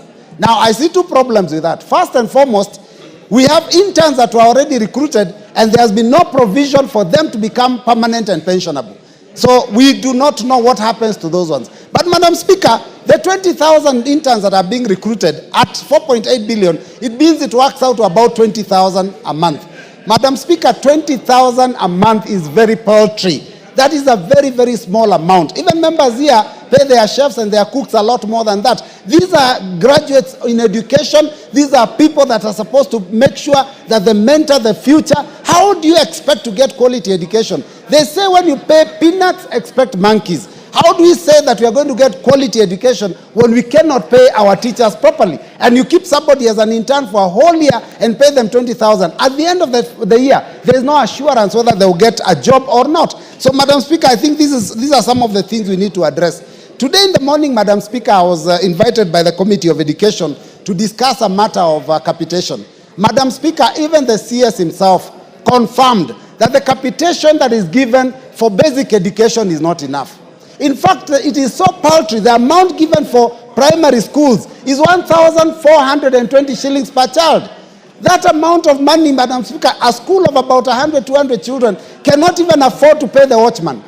Leave alone the other activities, tuition activities, buying of books, the activities that are for sports, drama and music and all that. They cannot afford to do all those things. So, Madam Speaker, we need to provide enough money if we want education in this country to go forward. Madam Speaker, I also looked at the issues raised by the Health Committee, because I believe that health is a very important, very important service in the country. And I've noted that one of the things that is coming out is that health being a devolved function, there is a lot of encroachment by the national government. In fact, Madam Speaker, it is so shocking, because one of the issues they've raised is an issue that was introduced by the previous government, previous regime, I think from about 2016, 2017, thereabouts, of the medical equipment scheme. This project was a mess. This project failed. This project was implemented without even in the involvement of county governments. And therefore, county governments were bought equipment and they were taken to their hospitals that they are not requested for. Some of those equipments are still being paid for, and that is why there is a debt of 6.5 billion. And these equipment, some of them are not being used at all, because they are not, some of the hospitals don't even have the practitioners, the medical practitioners that can use those equipments. Now, we have moved from there and we are introducing another one. We are talking now about a new one, and we are calling it National Equipment Service Program, NESP, which has been started. Madam Speaker, I also noticed that there is construction of health centers, which is in the second schedule of this report, meaning jobs that are supposed purely to be undertaken by county governments are being done by national government. When will national government allow counties to do their job and do what is expected of them? No wonder people keep fighting between CDF and you know, I heard people even say that maybe we need to give CDF to the governors, because it looks like the fourth schedule of the Constitution is not being respected. So let us ensure that those responsibilities that are devolved are taken to the counties, and the counties can carry out those activities, and those that are for national government are the ones that we deal with, because we are dealing with a budget for the national government. The one for counties, once we do the division of revenue, it is now up to MCS to decide how they will spend their money, not for us to decide.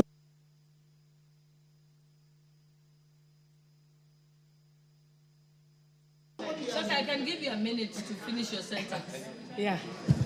Thank you, Madam Speaker, and you're very gracious. So, Madam Speaker, I want to just finish by saying that I looked at the second schedule, and some of the things I saw are quite shocking. The sharing of resources. I saw some of us come from an area which we have scarcity of water. And you look at the Department of Irrigation, and you notice there's only 1 or 2 small projects that are given in that region I come from. Whereas the other areas that are getting a lot more money. I think when it comes to the fair distribution of resources, we must bite the bullet and agree that as we go into the future doing our budgets, we must look at what goes to every constituency, and that must be also a schedule that is given to us so that we know how much each of us is expecting to go to their people, so that we can defend and make sure that it serves our people. With those many remarks, Madam Speaker, I thank you.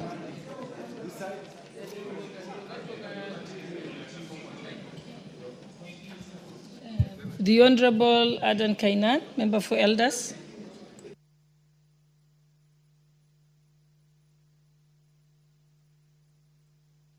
We are not counting this. Thank you, Madam Speaker. Madam Speaker, the Budget and Appropriation Committee has officially submitted its comprehensive report on the estimate of revenue and expenditure for the financial year 2025-2026. This pivotal report, Madam Speaker, which is a product of the broad-based government, Madam Speaker, was tabled on 4th June 2025, pursuant to Article 221 of the Constitution, as read with Section 39 of the Public Finance Act, as read with the Standing Order 239 of the Standing Order. Madam Speaker, the committee's motion seeks the parliamentary approval for the issuance of over 2.5 trillion from the consolidated fund intended to finance the operations, development programs, and statutory obligations of the national government for the fiscal year ending 2025, fiscal year ending 30th June 2026. Madam Speaker, the budget estimate coming at a time when there has been a lot of debate on resource allocation, Madam Speaker, and it's critical that I mention this. And Madam Speaker, allow me to thank the chair of the committee, the Honorable Samuel Atande, for steering. And Madam Speaker, there's a lot of consultation. Madam Speaker, I want your protection. There seems to be a lot of consultation here by my colleagues from the lake. Honorable members led by Peter Kaluma and Jared Okello. I'm sure Could you break up the Kamkunji kindly? You expect the excitement, because I'm sure they're excited with the services of the broad-based government. Madam Speaker, you can see these days the people who troop State House, the people who get a lot of development pronouncement, and you can see the excitement on the face of my good friend, the Honorable Kaluma. And I was just saying, and I want the chairman of this committee to hear this. This committee, for the first time in the history of the Republic of Kenya, the Budget and Appropriation Committee has been chaired by a person from the lake, who is a product of the broad-based government. Madam Speaker, that gave us an opportunity. The lake plus Northern Kenya has been the region that has been neglected over the years, and you understand the history. Pursuant to one document called Sessional Paper Number 10 of 1965. And being a member of the committee, every session, I attempted to remind the chair that please, out of this opportunity, Northern Kenya and the Lake region must get a share of the national cake. And Madam Speaker, I want to confirm that out of the deliberations, this budget will be different from the other budgets, and clear provisions on water, on infrastructure, on health has been made for those regions, Madam Speaker. And I want to thank, because sometimes we say cowardice or respect or civility is not a sign of cowardice. What the committee has done, Madam Speaker, is to look at the whole budget-making framework and allow and craft it in a way that will give every region an opportunity to get a piece of the national cake, Madam Speaker. Madam Speaker, therefore, 2025-2026 budget is crafted within a framework of fiscal consolidation intended to strike a delicate balance between stimulating the economic growth and curbing the rise in public debt. Madam Speaker, the motion, the report also seeks to enhance domestic resource mobilization, streamline expenditures, and adopt prudent borrowing strategies. It also underscores the government commitment to reducing fiscal deficit and safeguarding the long-term debt sustainability. Madam Speaker, therefore, this proposal is anchored on transformative pillars. You have seen provisions for agriculture, food security, the micro, small and medium enterprises, affordable housing, universal health care, and digital superhighway and creative economy. Madam Speaker, these are things that were lacking. And therefore, this approval process is the cornerstone for our democratic governance, ensuring transparency, accountability, and citizens' trust in the public finance management. Madam Speaker, through the legislative scrutiny, and this is what we have done as a committee, Parliament plays a pivotal role in ensuring that funds are directed towards priority needs, Madam Speaker. And this is why, for some of us who come from a region that has been historically marginalized, when we see allocations for particular sections, Madam Speaker, and allow me to dwell on this road. Allow me to dwell on this road. The road from Isiolo, Modogash, has a World Bank funding. The road from Modogash to Samatar, Madam Speaker, was on an annuity program which has been gladly sorted out by the government. From Samatar to Wajir did not have funding, and there was an anticipation that the Arab Development Fund will do something. But right now, under this budget, there is clear budgetary provision for the tarmacking of that particular section, Madam Speaker. And I want to say kudos for the head of the Ministry of Roads and Transport, Mr. Chirchir, and the committee for that particular clear provision, Madam Speaker.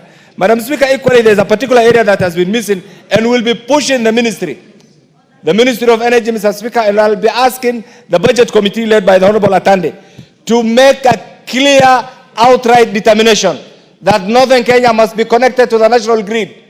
Madam Speaker, Northern Kenya comprises of 70% of the landmass of the Republic of Kenya, and yet the national grid ends in Garissa. Madam Speaker, it's a high time, but because there will be no time when there will be enough resources, I'll be asking the chair, through the subsequent budgetary allocations, to make that clear determination, Madam Speaker. Madam Speaker, equally, there is one area, the equalization fund. I know you are a seasoned lawyer. The equalization fund, as intended, is not being applied. Madam Speaker, I want to request the leadership of BBG, the leadership of the Northern Frontier counties, the leadership of the counties that ought to benefit from this, to urgently come together and resolve some of the legislative challenges so that we get proper avenue, proper mechanism in utilizing this fund. As it is right now, the time is coming to an end, and yet there's nothing to account for on how the funds were collected, how the funds were utilized, and, Madam Speaker, very soon, the Kenyan public will ask us whether the provision of this article has enabled us to catch up with other Kenyans whom we have called the halves over the years. Madam Speaker, the other bit is Vision 2030. Vision 2030 was a roadmap to take this country to another level. Madam Speaker, unfortunately, that is not being followed. Can we come back to Vision 2030 so that that clear roadmap is also applied? Madam Speaker, the other bit is the issue of examination fees. We say education is an equalizer. There's a lot of propaganda outside there that the government has removed examination fees. That propaganda is not true. Examination, because we say education is everything. There is clear budgetary provision for examination fees, Madam Speaker. Madam Speaker, the other bit is also the issue of health. The USC staff at the counties.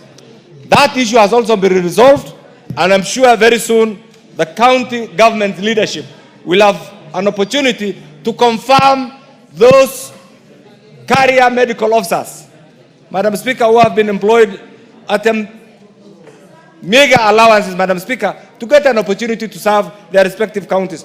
Madam Speaker, the other bit is this. Allow me to say this, because the whole thing revolves around politics.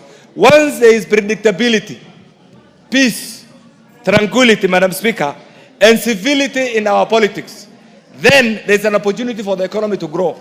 There's an opportunity for foreign direct investors to come.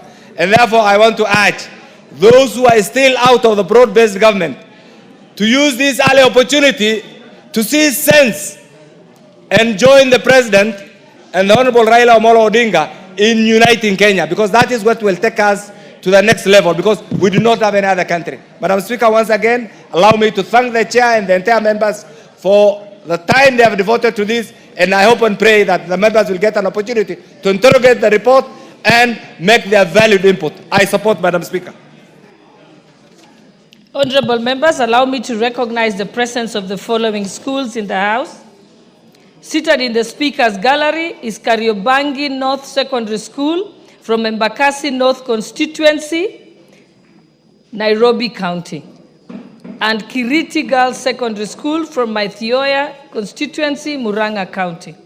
And seated in the public gallery is my very own from Wasingishu County, Chepkurmum Junior School from Napkoi Constituency, Wasingishu County. I can tell you that's next to my home. And also Nginda Mixed Secondary School from Maragua Constituency in Murang'a County. And I will now ask Honorable Kaluma, as you make your presentations, please welcome the schools. And don't forget that there is a school from Wasingishu County right from my home, near my homestead. Thank you. And let them know I taught you. I thank you, Honorable Speaker, and my teacher of law at the University of Nairobi. Speaker, if it were not for you, in the manner you intervened in my life and the lives of very many others, and in the same manner the teachers who have accompanied our students here are intervening in their lives, Madam Speaker, some of us would not be here. I particularly, I would not be here. I therefore, yes, Madam Speaker, Honorable Kainan, I thought you should know, but you taught me public international law. I ate a lot of your knowledge on matters family law, children, the law relating to children, civil procedure and practice, which enables me to stand on that foundation of being able to address our courts, even as I serve in this assembly. And for that, Honorable Speaker, I'm eternally grateful. Allow me, therefore, to welcome all visiting students and schools, accompanied, of course, by their teachers, to the National Assembly, the Parliament, and House of Representation of the people of Kenya. Honorable Speaker, this could be a very big journey to them. For people like us, we first entered into this chamber, including where you are today, just when you were elected. And so this is an opportunity for you to be inspired, go out there and fight so hard, not just to reach the level where our speakers reached, but far, far beyond, to be leaders of our country, carrying forth the national values we have in our constitutions in the future.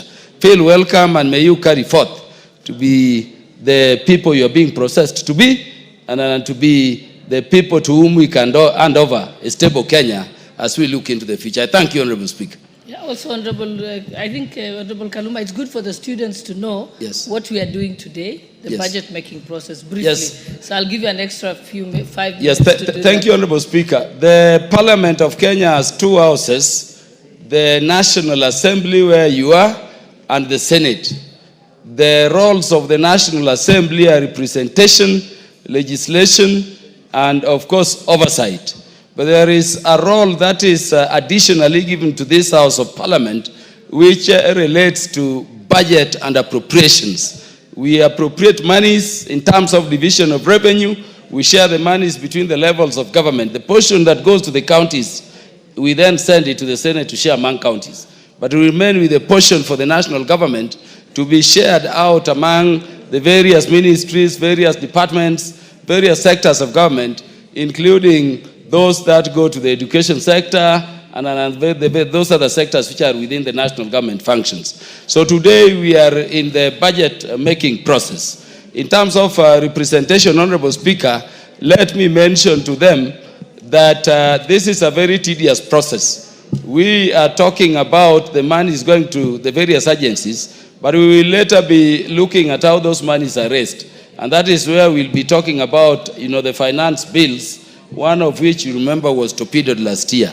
Honorable Speaker, let me in ending inform our visiting schools and students that when you look at the face of the National Assembly and when you look at the face of the Senate, you will notice some distinctive difference. On the face of the Senate at the door, you'll see the flags of the various counties because the Senate represents counties as entities.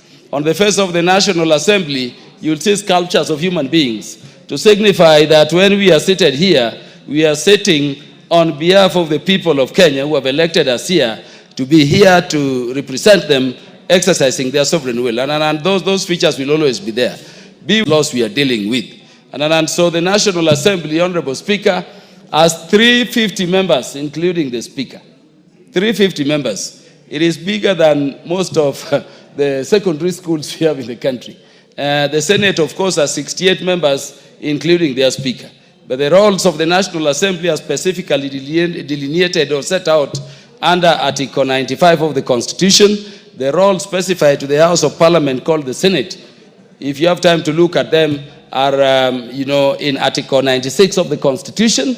They deal with laws concerning counties, and they participate in those law-making functions. But we share in the sense that the National Assembly ultimately enacts all laws. I think only to add, Honorable Speaker, So that... you can complete and go now to the budget deliberations. Yes, I've done the budget preparations, Honorable Speaker, and I think they now understand it. I've emphasized that we are at the second reading where we are dealing with issues like how the estimates are going to the various ministries, various sectors of the economy to support the public services the government is to give. And then, of course, we are doing this in a very constrained environment. Honorable Speaker, I thank you very much, and I wish the students sitting in the Speaker's gallery and in the public gallery a good tour, academic tour within the House of Parliament. I thank you, Honorable Speaker. Honorable Speaker, I wanted to contribute. Yes. I thank you, Honorable Speaker. Honorable Speaker, I have looked at the reports presented to this House by the Budget and Appropriations Committee. And Honorable Speaker, let me start by thanking the new chairperson of the Budget and Appropriations Committee, the Honorable Samuel Atandi, for the good work they have done this time around. Let me thank him with his membership for the good work we have done with the budget going by the report. And then there are two, Honorable Speaker. Honorable Speaker, number one is that the budget estimates for this year have restored the power and authority of the departmental committees in their participation in the budget making process. All chairs and most of the chairs of the various departmental committees have spoken here. And they have confirmed that unlike before, the recommendations which come from the departmental committees, which are in charge of the various ministries, various departments, various sectors of government, have been carried on forth. This is unique, Honorable Speaker, Because in the past we were complaining that the departmental committees assist the Budget and Appropriations Committee in this process, but whatever they recommend, in some cases, were not being carried forth. And I want to commend the committee chaired by my brother Samuel Atandi for that good work. Number two, Honorable Speaker, there have been complaints that the budget estimates and the allocation and appropriation of the national resources have not been equal, have not been fair, have not been just to all regions of the country, to all peoples of the country, to all sectors of our governance. Honorable Speaker, let me say today that I was very glad, Honorable Atandi, when I saw a road specifically mentioning Mandera County. So pleasant. We've been budgeting year in, year out. You hear some parts of the country don't still have an inch of a road. When I saw Mandera, I saw a road going to Wajir. I see roads going to Garissa. I see roads going to Tana, including that school the Cabinet Secretary in charge of National Treasury was talking about. A school where our children, the children of this nation since independence, have been faced with the tragedy of having to cross the river to go to school. And you know, River Tana is infested with crocodiles. When I see a proposal in the budget estimates, Honorable Speaker, saying that we must build a bridge to enable those students build their futures through education, Honorable Speaker, without having to risk their lives in those infested waters of Tana River, the waters infested by crocodile, I say we are beginning to think about, this country. Honorable Speaker, I therefore want to thank the broad-based government. Honorable Speaker, for how long are we speaking? It's 10 minutes. No, but Honorable Speaker, the other part I was given a chance to welcome the students. I've just started contributing to the budget. Okay, you have an additional 2 minutes to continue. Yeah, I thank you, Honorable Speaker. Honorable Speaker, we therefore take very many things for granted. But this thing would have not been possible without the broad-based government. A government seeking equity, a government seeking inclusivity, a government seeking the integration of all Kenyans in their governance unlike before. I want to thank President Ruto. I want to thank, even the 2 minutes have ended. No, it's okay, no, continue. I want to thank my party leader, the man who mentored me, the Right Honorable Raila Odinga, for bringing the country together.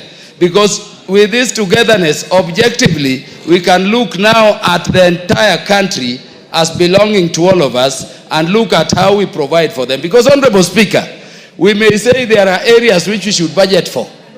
The high production areas which were categorized in those years. But the fact of the matter is that each county, each region, each section of our population have something to contribute to the national table and all pay taxes. We want a country that moves in unison, in development, in togetherness. But Honorable Speaker, let me emphasize one thing only. I'm very happy that as much as we have this budget, we have funded the judiciary well. We have funded institutions which fight corruption well. Because if we can be losing sometimes up to $1 trillion through corruption, then we need to empower these agencies so that they can fight corruption and so that we can, control pilferages. So money is to EACC, money is to the Office of the Auditor General, money is to the Commission on Revenue Allocation. Honorable Speaker, I would request the members to approve them. Lastly, Honorable Speaker, I want to, support the committee for proposing an increment to the money is going to Kenya Revenue Authority. Honorable Speaker, we may have whatever budget we have, but if we do not capacitate the agency which is in charge of revenue-raising measures, the Kenya Revenue Authority, we will not be doing much. So I wanted to request the Budget and Appropriations Committee that I know you have increased the money, but we want a situation where the money going to Kenya Revenue Authority is between 1.5 to 2% of the collection so that they can build their capacities, they can integrate technology in revenue-raising measures, and we can collect more, and so that the whole country can in equity be developed. I thank you, Honorable Speaker.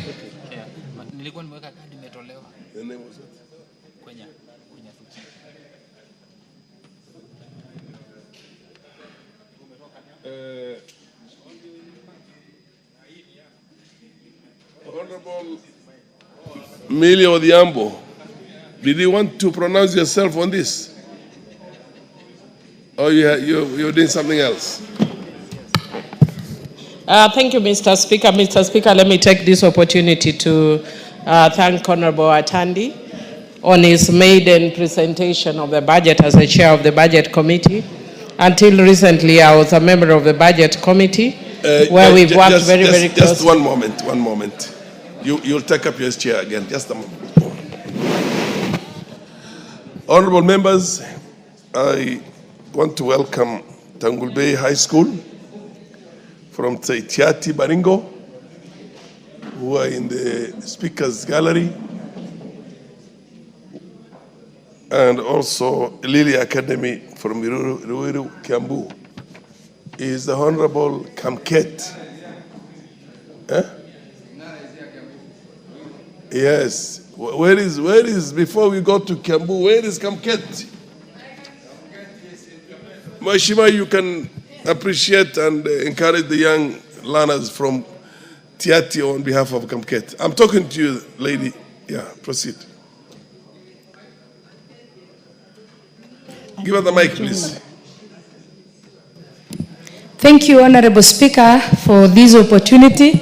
I want to welcome the students from Tiati constituency in Baringo County, and I come from Elgeyo Marakwet County. They are our neighbors, and you can hardly tell who comes from Elgeyo Marakwet and Tiati.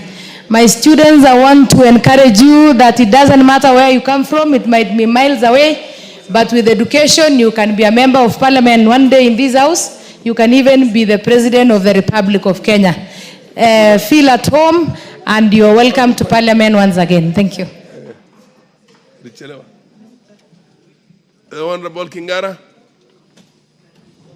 to welcome the students from Ruiru in Kiambu.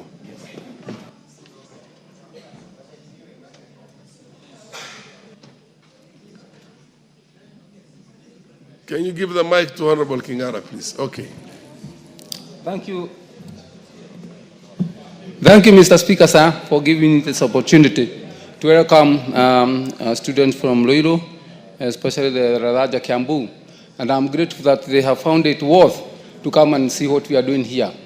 My word is this, just be very consistent on whatever you are doing. Be humble so that you are accommodated by this world. It is out of discipline, humbleness that you'll be able to come to this house, make law, improve laws, and grow the country as you wish. Thank you very much, Mr. Speaker. Honorable Miri Odhiambo, you have your 10 minutes. Thank you, Mr. Speaker. Let me also take this opportunity to welcome the students. And Mr. Speaker, to just indicate that one of the teachers who has come with the students from Tiati is from Rangwe constituency in Homa Bay County. Mr. Speaker, it's Homa Bay County yet again. And also to just indicate that I know even though I wasn't in Ruiru, but I went to Limuru Girls, which is in Kiambu County. So there's a connection with those two schools. And just to encourage the students that when you see us here, many of us come from very far, but it's your hard work that pays. And Mr. Speaker, I just wish to, I was indicating earlier that I want to thank Honorable Atandi and my former committee, the Budget Committee, for presenting this budget. Mr. Speaker, I know people have spoken a lot to the issue of allocation of the budget and the issue of equity and fairness in the budgeting process. And Mr. Speaker, if you actually look at the Constitution and looked at the concept of equity, then even monies that may be allocated to some areas like Homa Bay County may still be low, because Homa Bay has had years of marginalization when they didn't have adequate funding.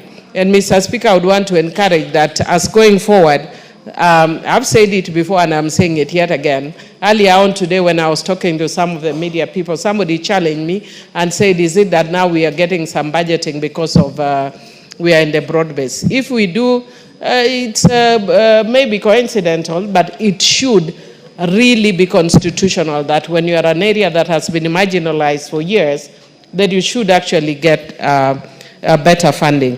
Mr. Speaker, I want to just indicate that I'm very happy that the committee has actually considered the health workers that have been outside the parliament until I was actually getting very, very concerned that they are here every day picketing and we are the house that can give solutions. So I'm happy that there's an allocation that will deal with their issues.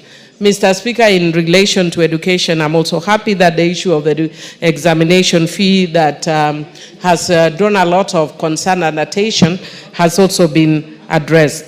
Mr. Speaker, I think a lot of constituencies, including mine, have had a lot of concerns in relation to energy and especially power connectivity. And we have had, a lot of us have had the issue of transformers that are not working. And Mr. Speaker, this is something that we met the Minister or the CS for Energy, and they are addressing, and with the allocation that is actually granted now, we can see areas like in my constituency that have been raising concern, Lambwe areas, Usaongo, the areas, and other areas of a constituency, Kasgunga, now will be able, the issues should be able to be addressed. I'm very happy on the program on aquaculture business development that will touch my constituency, especially on the issue of fisheries, that will create jobs and also enhance food security. Mr. Speaker, again, one of the issues that originally was very contentious and still contentious in some corners is the issue of affordable housing. And there is an allocation, but I'm sure at some point the things would get better, because when people start paying for the housing, then the cost will go lower. But Mr. Speaker, I just want to encourage that when we go to areas like my constituency, instead of looking at the affordable housing in the same design as other areas, other than maybe the big centers like Middletown, then we should focus on areas like TTIs and KMTC. And I want to thank the ministry for already considering a TTI in Mbita constituency.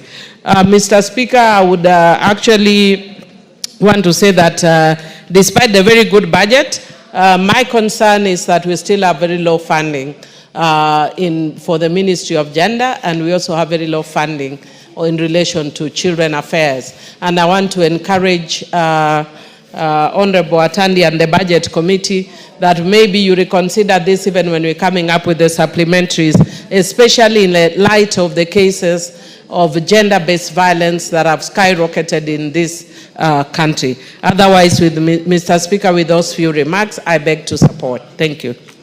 The Honorable Hindikiri. You want to inform who? Yeah, thank you. She's not on the... Mr. Speaker. She's not on the floor. First, I want to take this opportunity to thank the Chairman of Budget and his committee. Mr. Speaker, I know this committee has spent a lot of time engaging the public openly on the budgeting, on the budget and budgeting making process. Mr. Speaker, for the first time we have seen open discussions on how the revenue that is collected from Kenyans is being utilized. Mr. Speaker, we have seen in the past some counties or some constituencies getting more than the other counties or constituencies. Mr. Speaker, you find some votes of the national cake being given continuously to some counties and constituencies with no regard at all with the aspect of equality and even equity. This budget 2025-26 has really addressed what has been missing. That we see some counties and some constituencies growing in terms of development than others. Mr. Speaker, this budget has taken into consideration the better program of the ruling government. Mr. Speaker, it is very important to align the budget with the better program, which is the bottom-up economic transformation of this country. Mr. Speaker, There are some constituencies, particularly my constituency, where we have issues of electricity, issues of water. I have noted that we have been handed 10 million shillings, 100 million shillings for water. Meru County has benefited from the allocation on the budget on electricity. Mr. Speaker, the government has really tried very much to bring equity on the division on money on road infrastructure. And I want to say that for the first time, we have seen a lot of consideration of the distribution of the road network on low volume sale. Mr. Speaker, we have seen this budget bringing out transparency and utilization of money, particularly, Mr. Speaker, on the housing levy. Mr. Speaker, this budget has not interfered with that money because collected and ring-fenced purely on the housing and related development that the fund is taking care of. Mr. Speaker, what Kenyans want to see are markets, and the whole market now being constructed throughout the Republic. Mr. Speaker, this levy has been seen constructing houses. They recently launched, handed over houses in MPURU and the other part of this nation, showing Kenyans how their money is being utilized, showing a lot of transparency and accountability. Mr. Speaker, we have seen the government committed on improving the health of this health sector of the country. Mr. Speaker, we have been having issues to do with the share. The government has come in handy. And if you look at the budget, it has really put into consideration that aspect of a Kenyan requirement. Mr. Speaker, the same case applies to the education sector, agriculture, and the other sectors. What am I saying, Mr. Speaker? I think Kenya now, there are many questions that Kenyans have been asking. Where is our money being utilized? And I believe Kenyans have no problem with paying taxes. What Kenyans have a problem is how their money is being used. I believe this committee has addressed that question because Kenyans, they want to pay tax. Kenyans are ready to pay tax, but Kenyans want to see how their money is being used. My people of the great constituency of Bori, they want to see roads being put up. They want to see water being put up. They want to see electricity. They want to see their hospitals being uplifted. They want to see ICT hubs coming up. They want to see people being employed, our youth being employed. They want to see our women being empowered. So this budget, 2025-2026, to me, is trying to bring up another dimension of how our budget need to be and what the budget need to cater for. Mr. Speaker, we cannot sit back and listen to people who have no clue on how the government is functioning. The people out there saying that nothing is being done. I believe through this budget 2025-2026, they will see a Kenyan government and a Kenya Kwanza government, broad-based government at work. And I can say with no contradiction, no doubt, that by the close of the year 2025-2026, we will say, yes, the money that the Kenyans are paying are being put into proper practice. Mr. Speaker, I support and I urge the members that we support this budget. I thank you, Mr. Speaker. Honorable Kwenya. Kwenya. Thank you, Mr. Speaker, for the opportunity to add my voice to the budget estimates.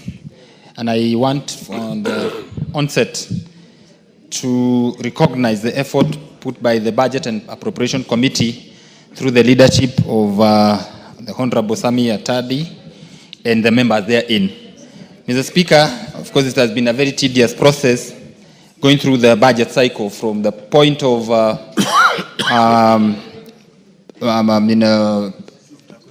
inception to where we are today. And Mr. Speaker, I am in a very special way supportive of this process and the estimates therein. Mr. Speaker, I've been very keen and followed through to see since when we started the budget policy statement as to the ceilings that were set. As much as I had my misgivings because of my experience in this house, whereby we pass budgets, but when it comes to implementation, we are not either able to raise revenues that are envisaged, and therefore we only have a budget, but in terms of exchequer release it, then that's where we go wrong.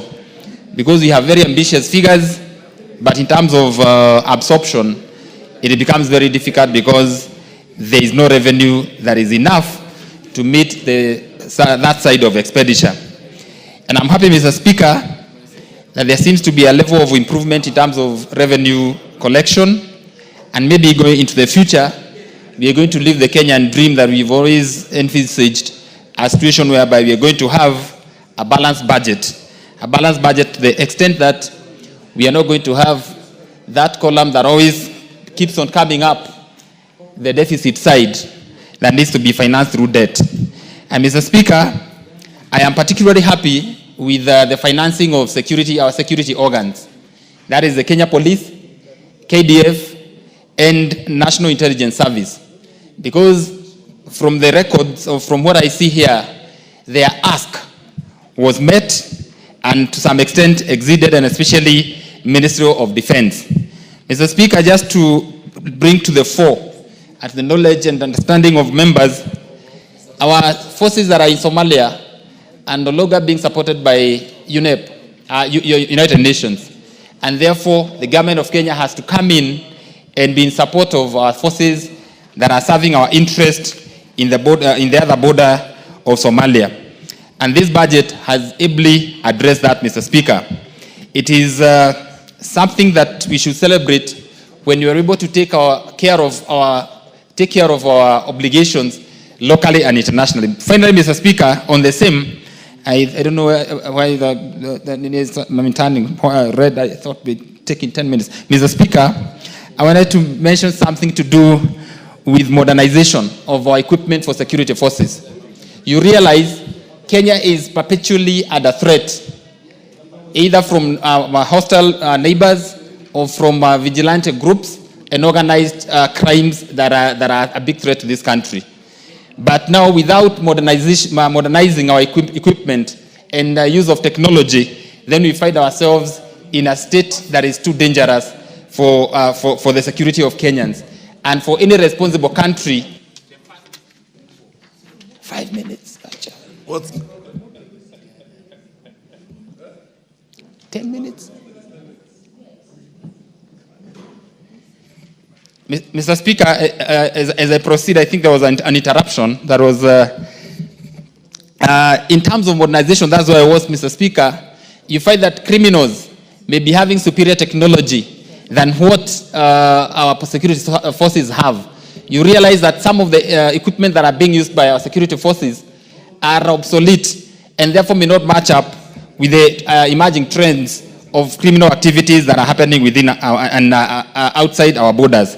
And therefore, Mr. Speaker, provisioning for the same to make sure that we acquire or procure the latest equipment, then that is what every responsible country should do.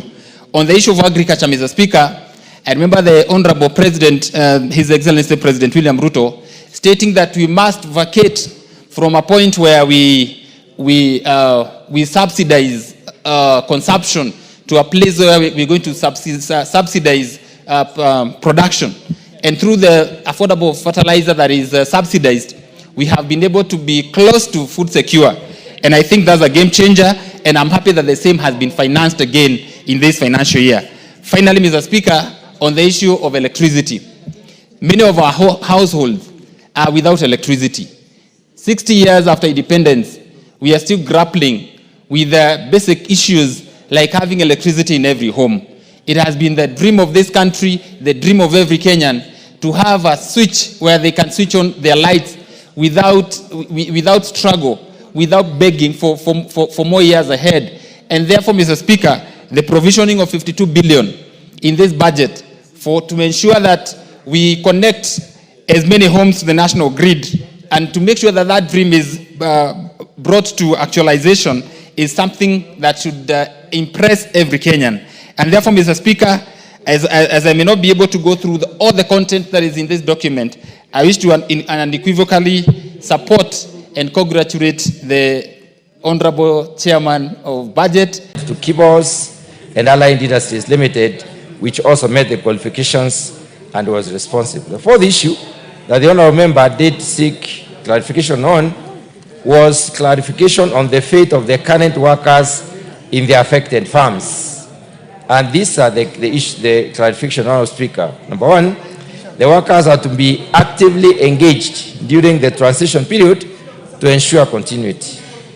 And investors were to retain workers for up to 12 months post-handover and then pick those that they believe should move on. During the 12 months, the workers were to remain under existing terms and conditions of employment. The investors were also to identify and retain the needed employees.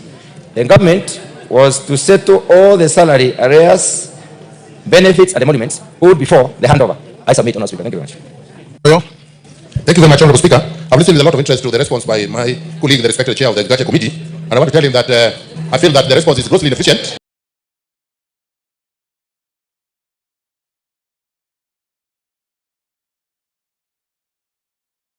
From the allocation on the budget on electricity. Mr. Speaker, the government has really tried very much to bring equity on the division on money on road infrastructure. And I want to say that for the first time, we have seen a lot of consideration of the distribution of the road network on low volume sale. Mr. Speaker, we have seen this budget bringing out transparency and utilization of money, particularly, Mr. Speaker, on the housing levy. Mr. Speaker, this budget has not interfered with that money because collected and ring-fenced purely on the housing and related development that the fund is taking care of. Mr. Speaker, what Kenyans want to see are markets, and the whole market now being constructed throughout the Republic. Mr. Speaker, this levy has been seen constructing houses. They recently launched, handed over houses in MPURU and the other part of this nation, showing Kenyans how their money is being utilized, showing a lot of transparency and accountability. Mr. Speaker, we have seen the government committed on improving the health of this health sector of the country. Mr. Speaker, we have been having issues to do with the share. The government has come in handy. And if you look at the budget, it has really put into consideration that aspect of a Kenyan requirement. Mr. Speaker, the same case applies to education sector, agriculture, and the other sectors. What am I saying, Mr. Speaker? I think Kenya now, there are many questions that Kenyans have been asking. Where is our money being utilized? And I believe Kenyans have no problem with paying taxes. What Kenyans have a problem is how their money is being used. I believe this committee has addressed that question, because Kenyans, they want to pay tax. Kenyans are ready to pay tax, but Kenyans want to see how their money is being used. My people of the great constituency of Bori, they want to see roads being put up. They want to see water being put up. They want to see electricity. They want to see their hospitals being uplifted. They want to see ICT hubs coming up. They want to see people being employed, our youth being employed. They want to see our women being empowered. So this budget, 2025-2026, to me, is trying to bring up another dimension of how our budget need to be and what the budget need to cater for. Mr. Speaker, we cannot sit back and listen to people who have no clue on how the government is functioning. The people out there saying that nothing is being done, I believe through this budget 2025-2026, they will see a Kenyan government and a Kenya Kwanza government, broad-based government at work. And I can say with no contradiction, no doubt, that by the close of the year 2025-2026, we will say, yes, the money that the Kenyans are paying are being put into proper practice. Mr. Speaker, I support and I urge the members that we support this budget. I thank you, Mr. Speaker. Honorable Quenya. Quenya. Thank you, Mr. Speaker, for the opportunity to add my voice to the budget estimates. And I want from the onset to recognize the effort put by the Budget and Appropriation Committee through the leadership of the Honorable Sami Atadi and the members therein. Mr. Speaker, of course, it has been a very tedious process going through the budget cycle from the point of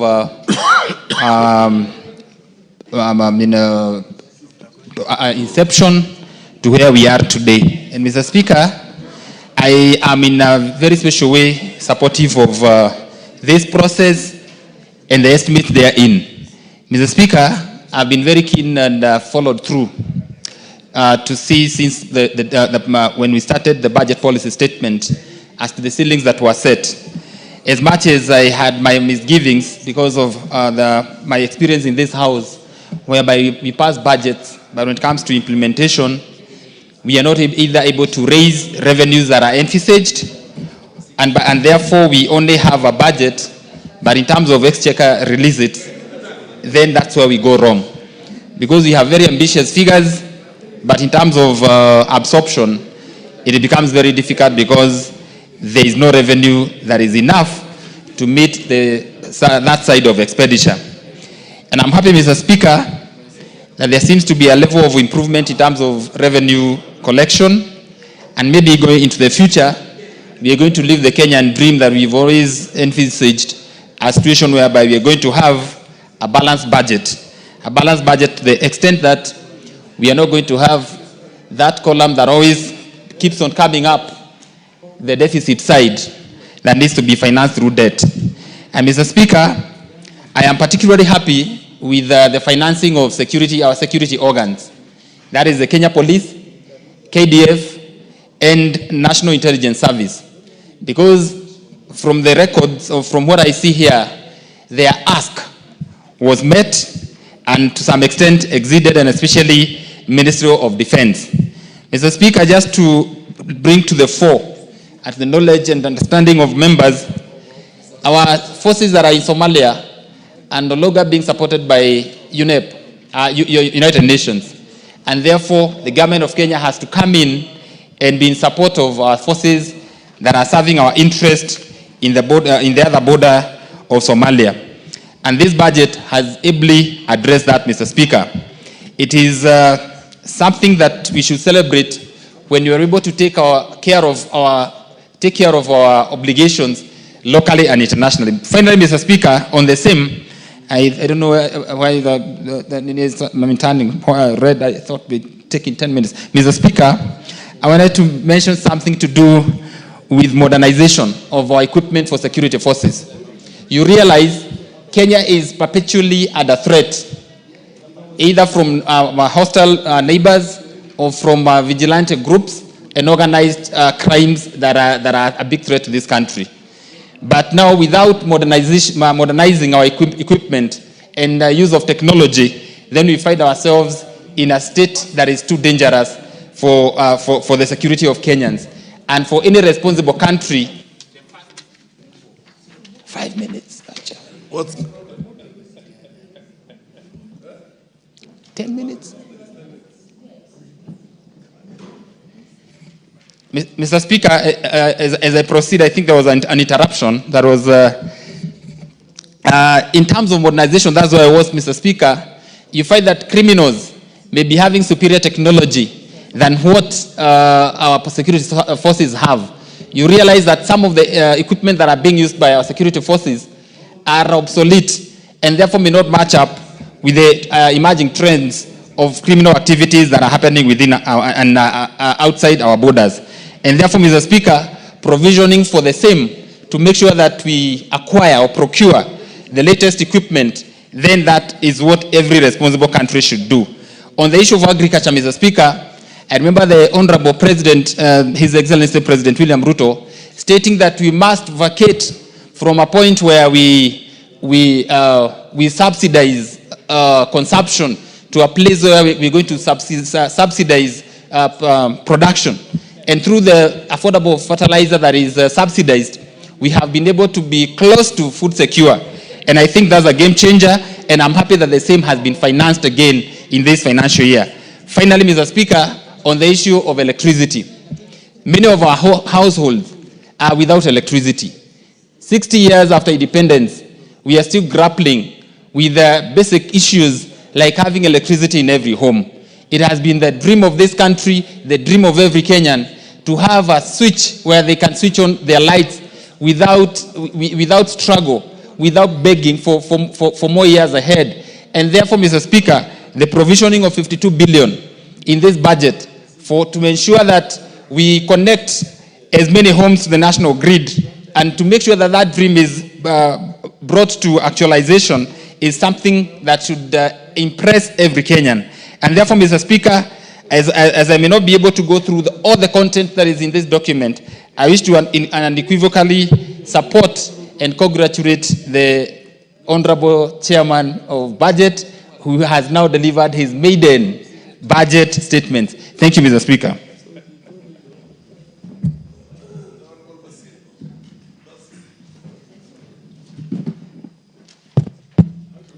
Thank you, Speaker, for giving me the floor to contribute to the budget estimate.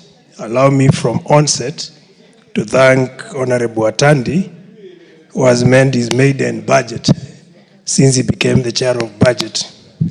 From outlook, Mr. Speaker, the budget looks a bit healthy. However, I have some reservations considering the recurrent expenditure to development in terms of ratio. We are still far below the recommended ratio for recurrent expenditure to development, Mr. Speaker, which is supposed to be 40% recurrent, 60% development. The first world have 30% recurrent, 70% development. In our situation, Mr. Speaker, we are still grappling to attain this particular ratio, Mr. Speaker, and I think this is something we need to reconsider very seriously if we want to move Kenya to the next level in terms of development path. Mr. Speaker, when I look at the key sectors which drive the economy of any developing nation, Mr. Speaker, I'm making a reference to energy, infrastructure, and ICT, Mr. Speaker. From the look of the document that is in front of us, the total budget or the percentage in terms of the overall budget is about 20% that has gone to energy, infrastructure, and ICT, Mr. Speaker. And I think this is still very low, while understanding that most of the areas, particularly the rural areas, have very low connectivity on electricity. I'll talk of my constituency. We are below 20% of our electricity needs when it comes to electricity,